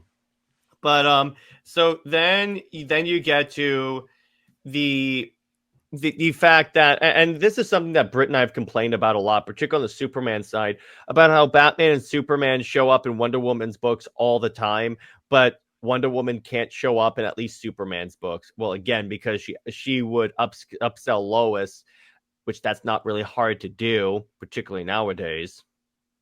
exactly. The one more thing about Yeah, Wonder Woman team ups. yeah, yeah. So yeah, Wonder Yeah, Woman can't have, or it seems like she can't have team ups with other female characters because it feels like she will upstage them. And, she doesn't really interact. I mean, she can interact with Mira, Vixen, Zatanna, and those will be the dynamics that we pretty much expect. But it feels like these writers can't write female characters with respect for one another. And at some point, they have to have the other female characters at least express at some point their disliking or this sort of envy, towards Diana. So, but I would definitely love a Wonder Woman book in Act Two, basically Brave and Bold, where she is teaming up with various of, uh, other prominent female characters, except for Lois. No, like Lois should not be in a Wonder Woman book, especially because those writers tend to use Diana as a mouthpiece. Yeah, exactly. And it's like that's why, trust me. See, here's the thing. I know I've said Jason Aaron could write a good Wonder Woman, but until Robert told me of his crimes on the She-Hulk book, trust me, he would basically turn Diana into Trinity Oh my gosh, in terms of no. characterization. So I'm like, nope, nope, absolutely not. So it's like, so then you get to hear. Here's the thing. At least with Superman, because to your point early in the episode, she has a very deep friendship with Superman that has been explored many times in the books. Batman, not necessarily, but Superman, she should show up in Superman sometimes, especially since, to your point in this, they keep labeling her as Superman's best friend. Yeah, that's how it was in Post Crisis, and it was on and off in Post Crisis, especially during the marriage, because again, you don't want, well, they don't want Diana to overshadow Lois, and I've seen fans say, "Oh, Diana can't be his best friend because first of all, she's a woman, which is sexist, and second, because if he is to have a female best friend, it has to be Lois. Mm-hmm. And it's kind of like, well, that's, you know, I mean, that's very insecure, and that is why we get stories like Immortal Beloved, or um Rucka and Jurgens using Diana as a mouthpiece for Rebirth to push, the close relationship to be the end all be all. Um, but if you had confidence in that relationship itself, you wouldn't need to use Diana. You wouldn't need to use other characters as a prop. Even Lana, she's been used as a mouthpiece before, you know. But um, yeah, and we've already talked about Batman. Batman and Diana, they don't have that special type relationship. They don't have anything in common. I mean, Batman But editorial Brit, doesn't, opposites attract. in reality, opposites do not truly attract. But Brit, in the cartoons. Did they actually get together? No. Yeah, I know, um, I know. You know what I'm doing. right, right. Um, and w- oh, with the Batman editorial, they don't want superpowered beings in Gotham because you know how I think it was Becky Cloonan that said Diana would clean up Gotham or something, like she would do that. No, editorial does not want that. They Yeah, don't want. she's right though, but it's like, here's the thing. Years ago, I did a post on the Comics League Instagram. It's before you hopped on, but I was like, okay, so tell me why you like Wonder Bat. I want to know why do Wonder Bat fans, why you like it. Someone said that thing. I want to see her help clean up Gotham, and I'm like, okay, here's why it's not going to happen.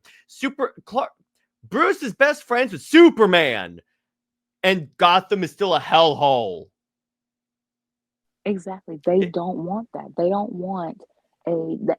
It pretty much makes Batman seem irrelevant in his well, own. not only that, Brit, it's like this is what I always tell people. This is my most effective argument against Wonder Bat. When people say, "Oh yeah, she would help Bruce be happy," DC does not want a happy Bruce because when Bruce is happy, he's not Batman. That's the Right. thing. They're not going to screw with that formula. Exactly. And Batman is the cash cow. If anything, they're going to turn Diana into a total different character. They They're would going to turn basically her turn into Diana Selena Light. so Selena. Is exactly what I was going to say, or Talia. Exactly. And I'm like, I definitely don't want that. But it's like, at least with Superman's book, she kind of fits. Not just saying because of the powers, but I'm saying because of like the characterization and how they like interact with other characters. Right. Okay. First of all, it's fantasy and sci-fi And together. So you have fantasy and sci-fi together, which basically it you are, and also the old and new mythology of of pretty much how Charles um explained it, of the old myth and the new myth, just that back and forth of um Clark and Diana being two sides of the same coin.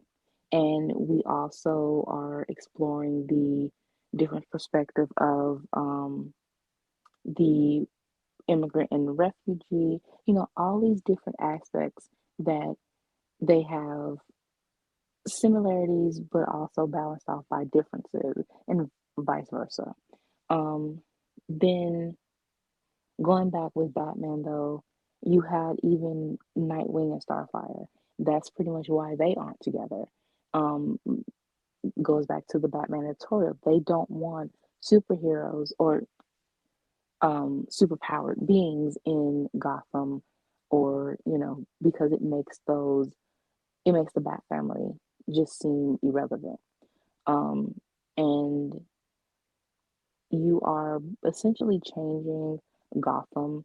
It's supposed to be this dark, broody type city, with this street level um, horror vibe, or mysterious vibe. When you have these big bright, godlike beings flying around, that just doesn't fit Gotham at all. Um, and yeah, so with Batman, it's just that dynamic would never actually work. Again, you would have to turn Diana into a total different character, and that would be totally unfair because at least with Clark and Diana, they are somewhat at some point they will be on the same level of marketing, of fanfare, attention, but Batman will overshadow either one of them. So yeah, that dynamic just does not work. Um, Yeah, yeah, and beyond the fact that it was created by creatives that said they didn't understand or that they thought Wonder Woman was a one-track character. yeah, the fact that they have admitted that they didn't know what to do with Diana, so they just thought turn her into a pig and thought that would be funny, thought that would give her some type of character, Hmm. and for again for Batman to um basically go head to head or singing to her most popular or one of her most popular villains, and to you know that really just made Wonder Woman and her lore seem like a joke. Yeah, exactly. And it's like if you notice to your point, Britt, when you brought up that DC does not want like a metahuman with the Bat family. That's also because yeah, Duke is technically a metahuman, but he's not like a god. It's like that's why there are no like gods in the Bat family. I mean, the If you Bat catch my drift. family, the Bat family are human. They are street level. The Hmm. most that would go with the Bat family is basically like Black Canary, you Hmm. know. But She's arguably more on the Green Arrow side. well, yeah, but if you want to say on that street level type way, it will be Black Canary. But Oh, other yeah. than that, aliens, goddesses, even Martian Manhunter, Zatanna, I would say, can be on the Bat family in in a sense because being a magician, that still goes within Batman's dark mystery type. Um, you know, when they want to explore that, but it's also challenging Bruce because he doesn't believe in magic and stuff. So that's something that could be challenging for Bruce and Zatanna. And even if you have Constantine involved as well, again, that's still street level mystery, supernatural type stuff. That still has a difference between what Clark and Diana deal with. Yeah, exactly. And that's the it's that's ultimately besides the fact that they don't work, why Wonder Bat doesn't work. It's kind of funny when people say like when I tell people okay, why you like Wonder Bat, they'll say in the Justice League cartoon, and I'm like, that's not the way they are in the comics. Anyway, so then you get to the undermining of Superman's dynamic, and I'm just like, yeah, that's the issue. It's like, so as Britt and I have demonstrated many a show, their relationship is not really a new 52 thing. It was the first time that it was like solidified in DC, in the main DC universe, but they've basically flirted and done stuff together in all continuity. Then the new 52 actually had it like solidified, and then there was backlash by people that didn't buy comics, and we all know how that turned out. And then you get like, we do get some nuggets, as in the case of this, which I still can't believe that some people call that platonic. I'm like, at least that middle panel with how close their faces are. And then you have Clunrad saying, oh, I assure you, Clark knows a thing or two about getting his hands dirty. I'm like, I'm sure you know that. No, it's also just the whole page is not platonic at all because you have Diana. The first panel, the way Diana is like has her hand over his heart, basically, and then her leg being, positioned as it is, you can definitely tell that it's drawn to be very ambiguous, but in the sense that it it just gives you more of very much the friends with benefits that they've always had. And especially you go down to the second panel, the middle panel, and you see how Clark is looking, date like dreamily at her, and just that whole vibe. You can take this panel out of context and you would think that they are basically together. When Bertel posted it, that was the first thing that people thought was they are romantically involved. Then you have the last panel where again they're hugging again, and it gives you that vibe of a couple, or it's very much just more than friends. And in Post Crisis, we had a lot of that, of Clark and Diana in these moments where it's like, yeah, they call each other best friends, but you know that they have deeper feelings for each other. Our world at war.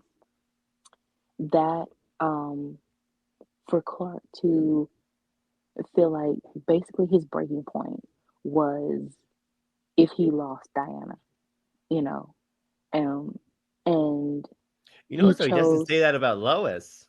Yeah, and he chose to save Diana over, Sam Lane.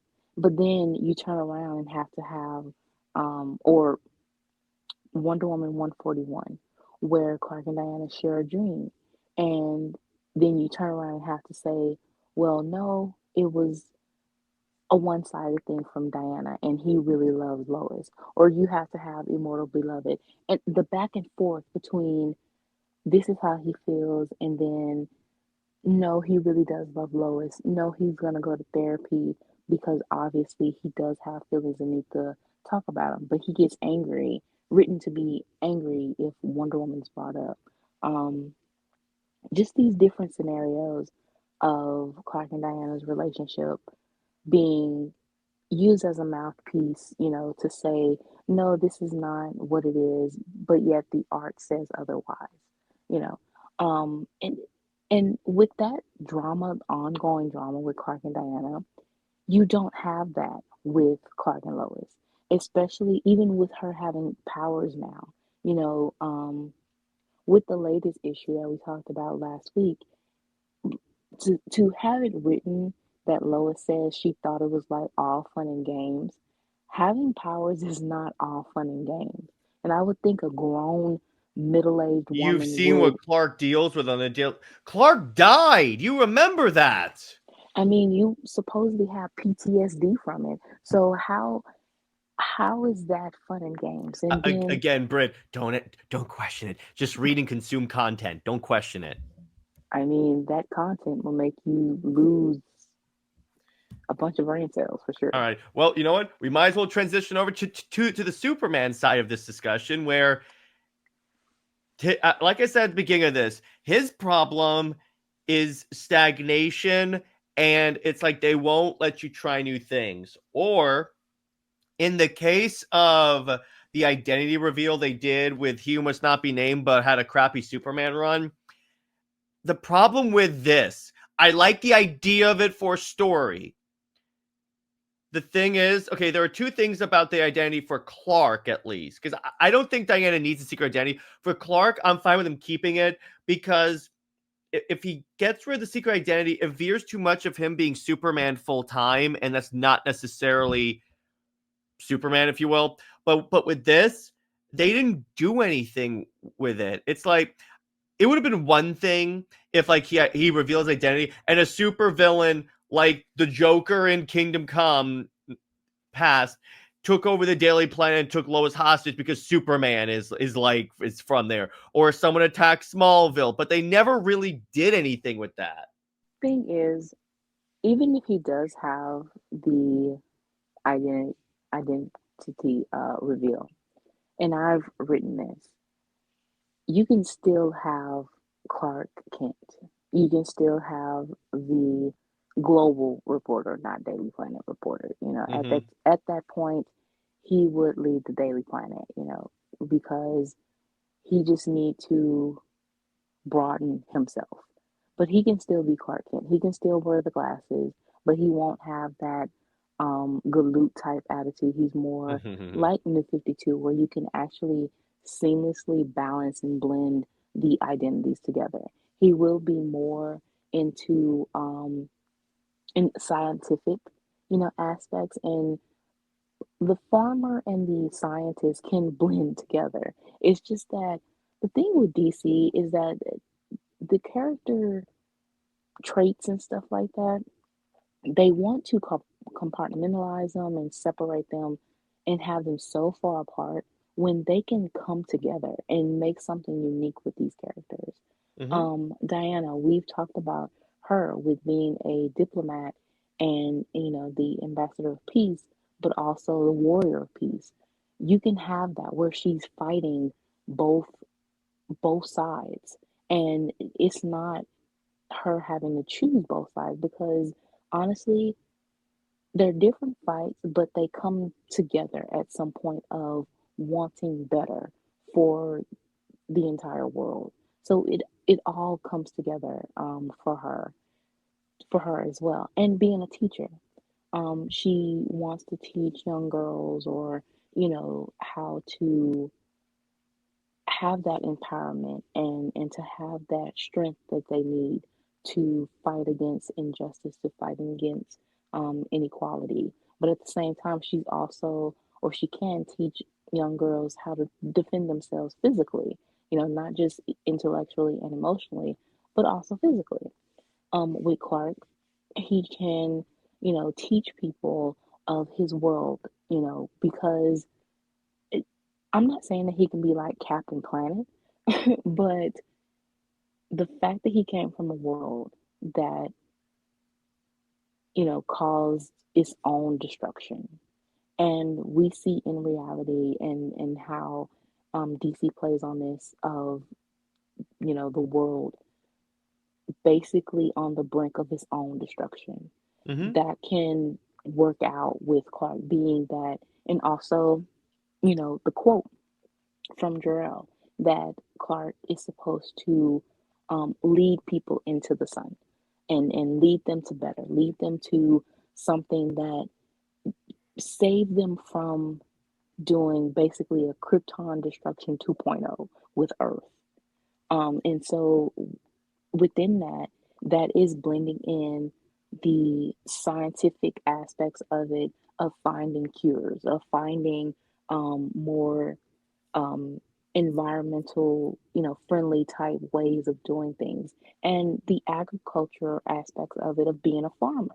We saw that even in the Kingdom Come 1,000 year span, where it looks like I think within the 500 year they were farming and doing it more in a scientific manner. Again, you have the answers right there. It's just the fact that DC is so they create limits for themselves and put themselves in a corner. But honestly, these characters have so much to expand on that is DC continues to just be surface level. DC surface level? No, there's no way. So then you get to this. So Superman and Zois. So the issue with this is because again, it's like Lois encourages him to like to distance himself from being Kryptonian. It's because of Lois, not necessarily the character's fault, but it's the DC editorial why Diana never appears in Superman's books. And then you get to like the fact that it just keeps him doing the same stuff over and over and over again. Even when they give her powers, that's going to go away because they're going to go back to the status quo because all the DC writers would be hypocrites. And I know DC hypocrites, no, would be hypocrites if you told them, oh my gosh, Lois's powers. I thought that she had to be human for him to be human. Even with Lois with powers, like I said, they aren't everything that they've projected on Clark and Diana's relationship is on full display with Clark and Lois. And it's so funny that the Justice League is supposed to be in the Superman book, but Diana, I think Batman is in uh the book obviously, but Diana is not appearing Mm-hmm. in the Justice League. I think Vixen is showing up and maybe Star Sapphire. Mm-hmm. But yeah, for Diana not to be shown, it yeah, it is very obvious. And that's the thing. I don't like it when um some Wonder Woman fans try to it, when you're supposed to take the high road or be, the bigger person. No, with this, I'm gonna be very petty. And Diana should not be around Lois. There should not be any type of team up or whatever because every time, again, Diana is used as a mouthpiece, or you have to accept how Lois is written to show her envy, against Diana, and how Diana basically has to um coddle Lois in a sense of making her feel better that like with Wonder Woman 170 that Clark only Mm-hmm. loves, you Lois. We messed up our chance when we were younger and all of that, but you are married to him, da da da. Da.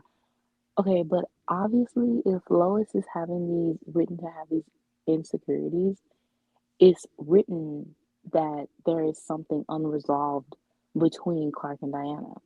And with this back and forth thing of the marriage, that is the reason why they've tried so hard over time to get rid of it because it backs Superman up in the corner. It's not that you want him to be like Batman and having random love interests all over the place or, something like that. But just exploring those relationships without a set in stone type thing that completely shuts off any type of creative development for the character. And honestly, with the sales that they are now, you need that creative, freedom of exploring dynamics, exploring these different situations. Yeah, but it's because it's like, yes, even with Hal Jordan, yeah, he's had other love interests. If it's like, even with Lord knows Batman has had other love interests, and it's like, if other characters are allowed to explore that, all characters have to be allowed to explore it. It doesn't mean they have to stay with that one love interest, but it's just explore it for story's sake. Because Clark because for right now it's just Lois. Okay, well, whatever. It's like say what you want about when he must not be named, but had a crappy Superman run. But it's like he made people think that like he split them up and then introduced all these other women into Clark's life. And I'm like, okay, interesting here, even though it didn't go anywhere, which that could describe 99% of his run. Honestly, it's so funny how it goes even beyond Diana that you just brought something up. There isn't any other female characters within the Superman books. Like, That he can date because there's not that he can, Kara. no, that's what I'm saying, that he can't interact. Well, yeah, what you're saying is that he can't interact with other female characters that can be potential love interests. But yeah, the only person or the only other female character that can be present is Kara or Marcy, who's now turned into a love interest for Lex Luthor. And then you also have like Silver Banshee, who is now Lois's arch enemy, and I'm like, oh, Lois even has a nemesis. This is reminding me of that Harley Quinn episode when Damian was saying, "Oh, Harley's gonna be my nemesis." Sure, little boy, sure. Go tell Right, yourself that in the mirror. right. That is, yeah, that is Just the way that was awful. written, you have an arch enemy now. Actually, you know what? I'm gonna read that right now because I have the issue on hand. Because Oh it's wow. you need to. This needs to be experienced. It is the most cringe thing. I love how Brit just went, "Oh my god." So it says you have your first arch enemy. Uh, It's very like Williamson cringe doesn't as hell. Who talks like that? Williamson doesn't know how to really do tension, it seems, because even with this, the way he's writing this as Lois and Clark having trauma and PTSD over Doomsday, and it it's like when Clark tried to talk to Lois in a serious manner about the visions that he was having, she basically just said, "Oh, that's dark," and that's it. you know it was like, oh, she couldn't say anything else because she doesn't have that experience with Clark. And now, that she has had that, she's the cause of Jimmy getting injured. It's kind of like now she sees it, but at the same time it's still not grasping on to what it to what it is. um and to see how Williamson talks about it or fans talk about it, to say, oh, now Lois can understand this side of Cal or this Oh, so side of you're Clark. telling me she never really understood him. Yeah, so it's basically like, oh, okay, so exactly, she never understood him. But didn't you all basically have the argument that Lois knows, all of him as, Superman, Clark, and Cal? Where's that one drop? So that was a lie. Yeah. I mean, she never calls him Cal. They demonize Diana for calling him Cal. If Lois called him that, they would love it. Um, they Even with DC AMU, Death of Superman, the fact that Clark says that Lois is the one that knows him, and it's like you are straight up lying to her face about your identity. How does she know you and you are lying? Just that weird double standard gaslighting um type thing, that you, they think that we have, like I said, we always have to turn off our brains to accept the BSery that DC shoves in our face. Speaking of BSery, so then you get to this is the part where I'm like, this is the part of it where we saw what they could. Where this is another thing that they changed in the new 52 that actually worked is they made Clark an independent journalist. Because here's the thing: A, Prince dead. I love how they say that in BVS, but it's also the idea that like anyone is technically a journalist with their phones. By the way, it's just SuperWonder phone case, but it's like anyone's a journalist. We could be journalists with like with digital stuff, but it's like even but it's like the modern day with what Clark does, the global traveler he is. I get that it's like at least make the Daily Planet like a digital news source. Then I'm like, but still a newspaper. Exactly. Superman Clark Kent should be a global correspondent. Like, at this time, what he was in New 52 makes so much more sense. And the reason why they want him stagnant is because of his supporting cast. So what? I mean, it's time to move on. You know, Batman has a Batman can change. He does.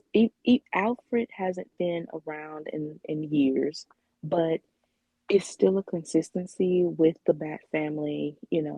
But you have different characters introduced. Wonder Woman, obviously, she doesn't have the consistent supporting cast, but we still are introduced to characters that we like. Not Trinity, but other characters that we like.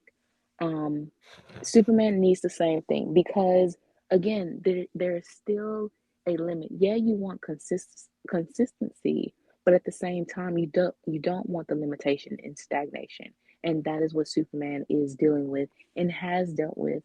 Of why DC needed a reboot and why people think Superman is boring, because he is, with the marriage to Lois, with his supporting cast, with staying just in one spot of Metropolis and the Daily Planet, he is stagnant. He is boring.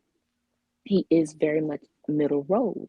And with this character, um, he isn't supposed to be that. He's supposed to be the man of tomorrow. I mean, he's supposed to change before, any other character.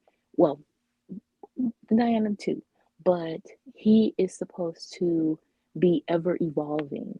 When you have these ever evolving characters stuck, and it every time looking at the Superman book, even though with Dan Morrow's art, which is another thing, well, we'll get to that, but it feels like we're stuck reading a 90s comic book with Superman.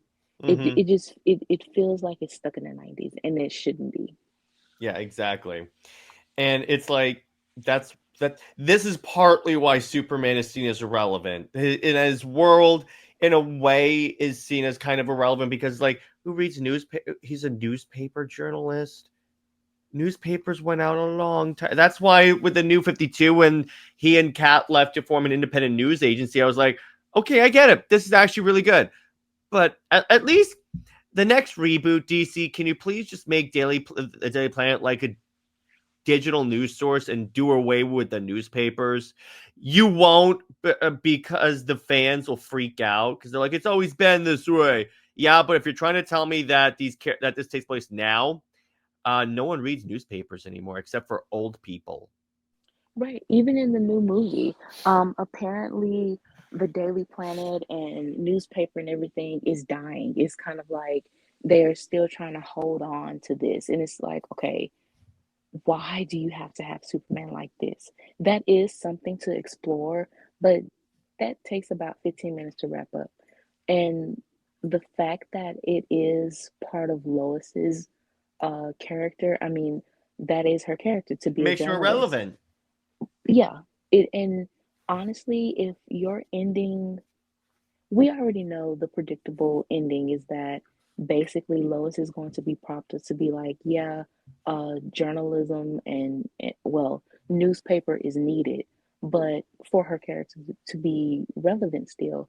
But the true challenge is to show, can she do something else then? Can she be a news anchor? Can she be, why is the fact that she has to be, or Clark too, has to be at the Daily Planet? You know, we care. Well, DC hasn't made us truly care about Perry, about even so much as Jimmy. I care Um, about them. I care about them. The only person in the Daily Planet staff that I have hatred for is Lois, but everyone else, I'm like, I like these characters. I mean, you can do something with them that's interesting and you can care. When we write them in our stories or me individually, you They're know, always they're always extremely surprised that Clark is dating Diana. well, yeah, that is the consistency that we have there. But giving them personality and still giving them something beyond just being Daily Planet, staffers. And Hmm. and it's just making Superman's world boring. Give them more. Um and yeah, it's just Superman needs that push. And New 52, with all its flaws, was the right direction. Rebirth really basically regressed the character and regressed a lot for DC. Yeah, yeah, exactly. And it's like, I wonder why DC is struggling. And it's like, this isn't the only thing that like contributes to it, to DC's decline, but it doesn't help. Let me put it to you this way. So last but not least, and deservedly last, John Kent. Otherwise, I got news for you. This is the role that John Kent falls into now. He is just the gay Superman. John Is that fair? No, it's not. But that's the way it is. John his inception, conception, whatever, he was created out of spite to close the door again on any potential of SuperWonder, of Lana, Um, I'll throw in Lori, Maxima, any other love interest. Again, this is with trying to bring back the marriage, to make it something, they had to give it, a plus of something else. Mm-hmm. And beyond that, there was no true plan for John. And until Didio basically he brought up the Super Sons, and he even said that it's going to be like the best book, and it wasn't even written yet. He had the idea because he is a Silver Age, fanboy. So he thought of the 70s Super Sons. I think it was just an issue, and he wanted to replicate that with John and Damien. So, but the real reason why John exists, just as Trinity, is basically a domino effect. Damon exists. Well, if Batman has a son, then Superman needs a son. If Batman and Superman have kids, Wonder Woman needs a kid because of the whole Trinity thing and the And that is not superficial correct. supplement. And yeah, but Batman and Robin has always been a thing, so Batman having a biological son makes sense. It makes so much sense. Superman, it does not make sense. First of all, unless it is in an Elseworlds or it's like far distant, future type thing. Because again, Clark and Diana are supposed to be the leaders of the world and be basically like this parental guidance for all children around the world before their own. So they don't have this type of feeling of needing children of their own. Um, like how Kingdom Come did it. They were older, still had that immortal, slow aging thing, so they can have kids at that point when it's 20 years, 25, 30 years after being heroes and the world is at a certain level of peace. But in the middle of the battles and everything, like when it's fresh and stuff, no, they shouldn't have their own kids. Um, and then you have the 5G idea of John replacing Clark and Clark becoming a dictator. I would speculate it because Morrison was supposed to write it, and that's where Superman and the Authority came from, that Lois was supposed to die. So Clark becomes a dictator. Um, John fights him, and he also wanted Damien to be like a villain too, to have like this Xavier Magneto type dynamic with them.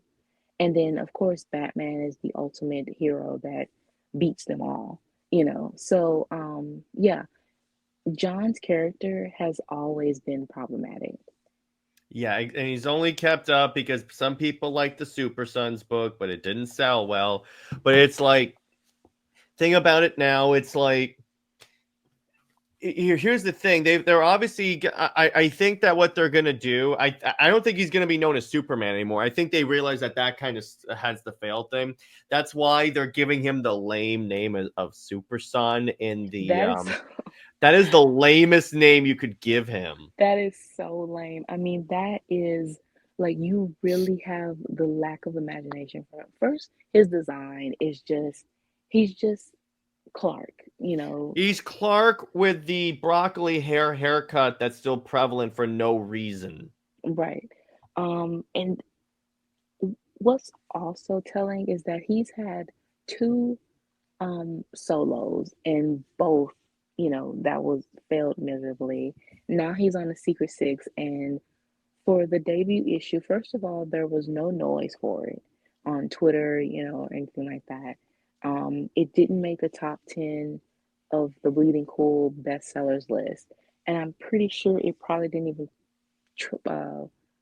uh, break the top 50 of probably for the month of March. So yeah, it is DC is dragging it, but John is not a relevant character, and he's not profitable.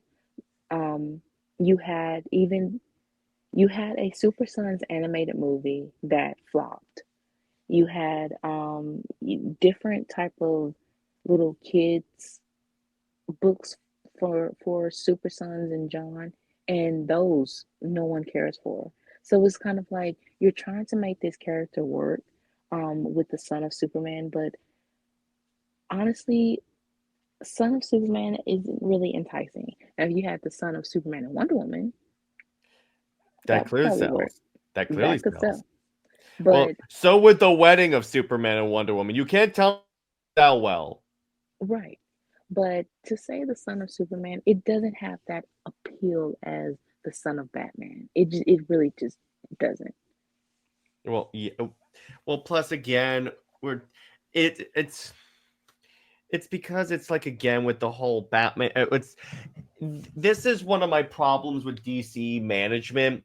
They think that just because it works for Batman, that it works for everyone. Like having this massive family, having a kid, and I'm like, it doesn't necessarily work. And the Right. book is not selling, so that tells you it doesn't work. Right. You can have seven Robins, but you can't have seven Kryptonians in Metropolis. Yeah, I'm like, how does crime? That's What criminal is stupid enough to think, yeah, I'm gonna go rob a bank in a city that's protected by five gods? yeah, that makes no sense. Yeah, Yeah, really. I'm like, no, I'm like, okay, you know what? I'm gonna be the biggest model citizen because what am I gonna do against these? Against five? There's five of them now. Are you stupid? Honestly, the whole world should be safe. The whole world should be safe, considering the fact that you have like that's the problem. The other problem is that they did these hyper political covers for John's book, like with him protesting climate change, and I'm like, first, there's a Kraken attacking behind you. How about you go deal with that? Second off, there's like 1,800 different DC characters that could solve climate change like that. Right. There's some things that just doesn't make sense that you can't truly explore with one character. It has to be Or that should not be explored in DC at all, like climate change. Because again, true. call Swamp Thing. I'm pretty sure or call any. I'm pretty sure there's one superhero like Storm that can manage the weather or the climate. Tell her to like, okay, to like adjust the climate so it's not changing. Even Poison Ivy will do something. I'm pretty sure they could do something, and I'm like, that's the problem with a lot of these writers. They want to use it so they can make comments about political stuff, but they do it in ways where it doesn't make sense. Right. And again, you have to turn your brain off. Yeah, it's like remember that Lois Lane book where she was a journalist and it was written by Greg Rucka and he made it so she was aware of all the reboots somehow. Yeah. I'm like, And oh, that yeah. fell through. Yeah, I wonder why. That's the book that Robert has to review for April Fool's Day. He hates it. So that's going to be fun. By the way, we assigned you a book for April Fools. So again, here's the concept of April Fools. You have to positively review the book for 5 minutes and act like you're its biggest fan. Then for the rest of for 5 more minutes, you can blast it. You're reviewing the Superman and Lois Lane wedding issue. Why am I doing that? Because all of us have to do that. Let me put it this way, Why? Brit. I got to sign the Tom King Wonder Woman first trade. Okay, I wasn't able to vote. No, because the way this concept works is we assign it to each other. There is no voting. Oh my God. And so y'all picked You know what? like, Hate Robert. It's Robert's fault. He's the one that came up with that. oh, okay. Okay. Okay. She's slowly plotting Robert's imminent problems, but that's so good. All right. So speaking of bad comics, so we have top 50 comics for February. Let's see. If only we could see. Oh yeah, absolute. All 3 absolute books in the top 10. Absolute Superman's was in the top 5. Yeah. Good God. It seems that Wonder Woman and Superman they are pretty much battling. One or the other is going back and forth from, highest to lows. And where's Tom King's 45? Oh, isn't that adorable? Look at him down there. Hi. And then you have Justice League Unlimited at rank 25, That's sad. For the book that's supposed to be your big thing, your most flagship. important book. Yeah. And then Superman is nowhere to be found. Yeah, where is Superman? Well, it's almost like giving Lois powers was stupid. Yeah, that. And you have Dan Mora on art. That says a lot. Like, Dan Mora is the top DC artist. But honestly, I would say that because he is doing so much art, that everything It looks could the be he's same. burnt out and stuff, and well, that too. It's like, to be clear, I like his art. He right, Oh, his art, yeah, his art is but lovely. but if it's the same thing, everything just looks the same. I will say he draws a fantastic Diana, but it's Right, like it's the same thing with like Sampere, with they're fantastic artists. It's just sometimes you need a little more variety. It could, and here's the thing, DC as opposed to Marvel. Because Marvel passed up on like a lot of good artistic talent. DC has, in my mind, the best artists. they do. It's just the fact that it they have the fantastic artists. It's just the fact that some things just feel stagnant though. Even with the art, it feels like some things aren't unique, and it makes the stories are just not catching. And I think it's it's really the stories too, because the art could be great, but if the stories are not, that gets into another debate on if the story, if the writing or the art is the most important. I would argue they're both equally. Art maybe more so, because if the book looks crappy, you're just gonna like abandon it. right. But it's like, to a degree, if the art's good but the writing's bad, that can only get you so far. Like me with Tom King's Wonder Woman. Right, and a lot of people have said that they are only collecting Wonder Woman for the art. And And that's even the way Tom King stuff normally goes. right, and even with Dan Mara, I mean, like I said, his art is lovely, but because he is doing so much, it all feels the same. It feels like it's from the same book, so it doesn't have that unique type feel of anything. Um, so I guess like the audience is pretty much burnt out because at first he was like this. He's very much a popular artist on Twitter and Instagram. But again, with nothing stands out though, you know. Um, and that just says a lot about DC, how DC has made themselves overall stagnant, and it it's a real shame because we had a lot of great art, a lot of unique stories, even with its flaws with New 52. And again, we're back to just that stagnant, everything's the same, everything is supposed to be um where you can't have any controversy. Williamson even said Mm-hmm. it. He likes the happy, more happy stories, the ones that give you this kind of comfort that he doesn't want controversy. And it's like, yeah, we can definitely tell what your art, what you're writing is that even though he's trying to give a problem, you can tell that he's going to have the characters solve it immediately, where it Exactly. doesn't, yeah, where he takes away the tension. There's really no tension with DC right now. Exactly. Well, speaking of no tension, also in their issues, so they had quite a week on social media. Yeah, so their Instagram followers, I sometimes, tap into different pages to see just the interactions. And DC held 13 point 4 million for a very long time. And then all of a sudden it went to 13.3 million. And it's kind of like, oh wow, DC, how did you do that? How did you lose followers? That is Maybe it's attributed to the fact that not a lot of people are caring about the comics right now. Yeah, that could be it. And their postings are very cringe on Instagram. They're very much that meme where the old guy is dressed up as a young Hello, fellow kids. yeah, and that's basically how DC is right now. And I mean, you have a movie to hype up and you still don't have that.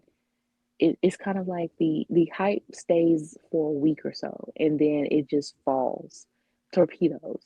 And then you have their YouTube page, YouTube account got hacked, then deleted. Apparently it's back now, but yeah, I don't know, DC, what was your password? Because how can someone hack your, It was Lois Lane. wow, if you had it as that, you're lame. Well, yeah, you got a lot of but yeah, it's like a lot of this. I'm like, yeah, how does that happen? It's probably an intern clicked on a wrong email. That's true. Yeah, that could have happened. But yeah, DC overall, they are really going downhill, fast. And they need leadership that could respect the characters and give that, even if it is controversial. DC needs that controversy because obviously it's going to sell, it's going to generate conversation. um Even with it being controversy, I will say that SuperWonder is the best thing because it's nothing wrong with it. It's just ship war, you know? And Mm-hmm. honest, DC needs that Well, because, controversy sells books. Why are you avoiding it? yeah, and the fact that SuperWonder, you know that it sells, is going to create um tension within the fandoms, but it's going to create also conversation. And they are going to hate buy, but at the same time, they're going to keep the books. It's not going to be any type of true backlash or true, it's not going to, they're going to get money for Super Wonder, just either way.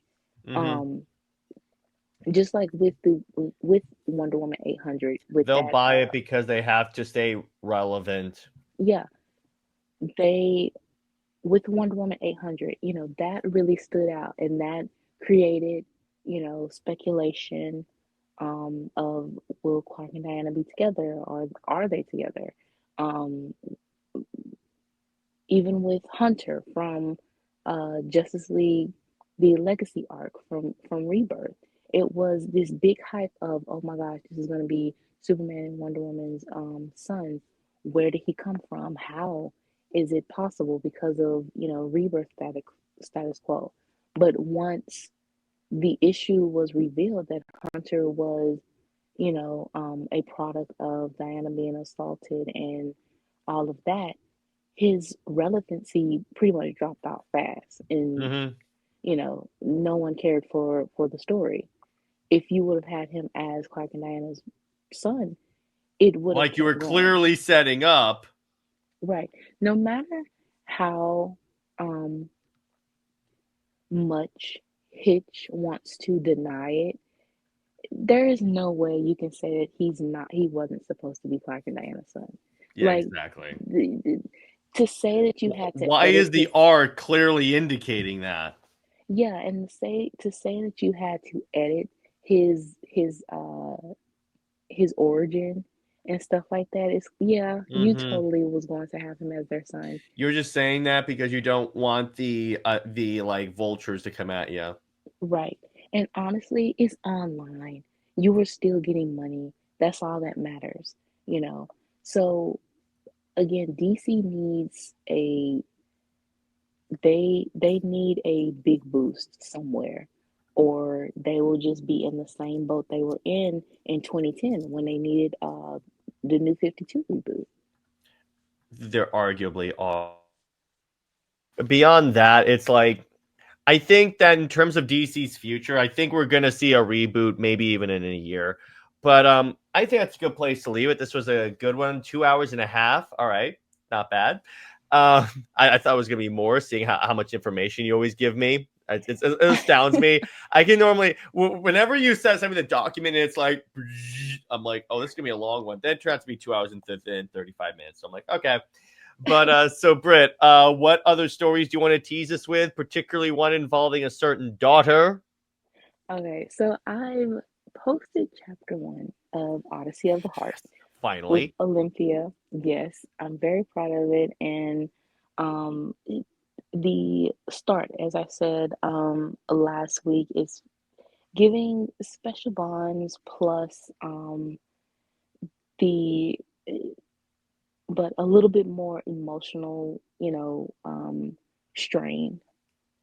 And the fact that we talk back and forth with this story for so long and we're finally getting to it, it makes me so um anticipating, for myself to write chapter 2. And yes, I have started chapter 2.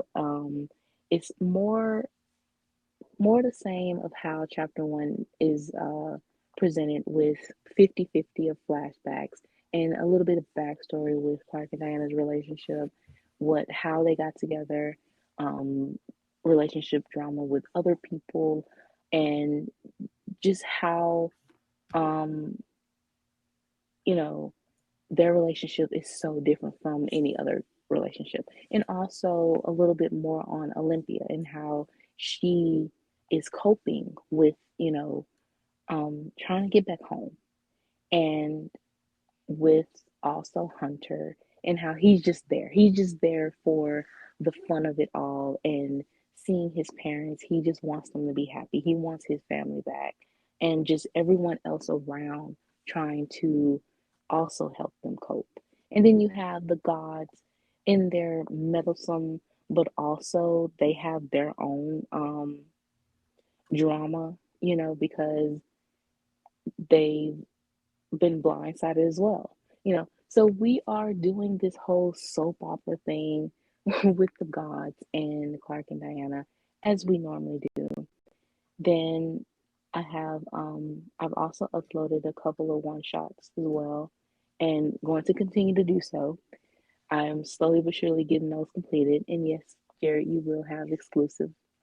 And yeah, so being able to get these stories done that I've neglected for almost a year or Yes, it's more. nice seeing you actually upload. It is. I am very happy to be uploading again. Heck yeah. But yeah, so stay heroic, everyone. And remember, Lois Lane is Lois Lame, and Steve Trevor, Steve Never. She belongs to General Zod. He belongs 6 feet in the ground. Zoe is the max about for life. I'll see you later. Bye bye.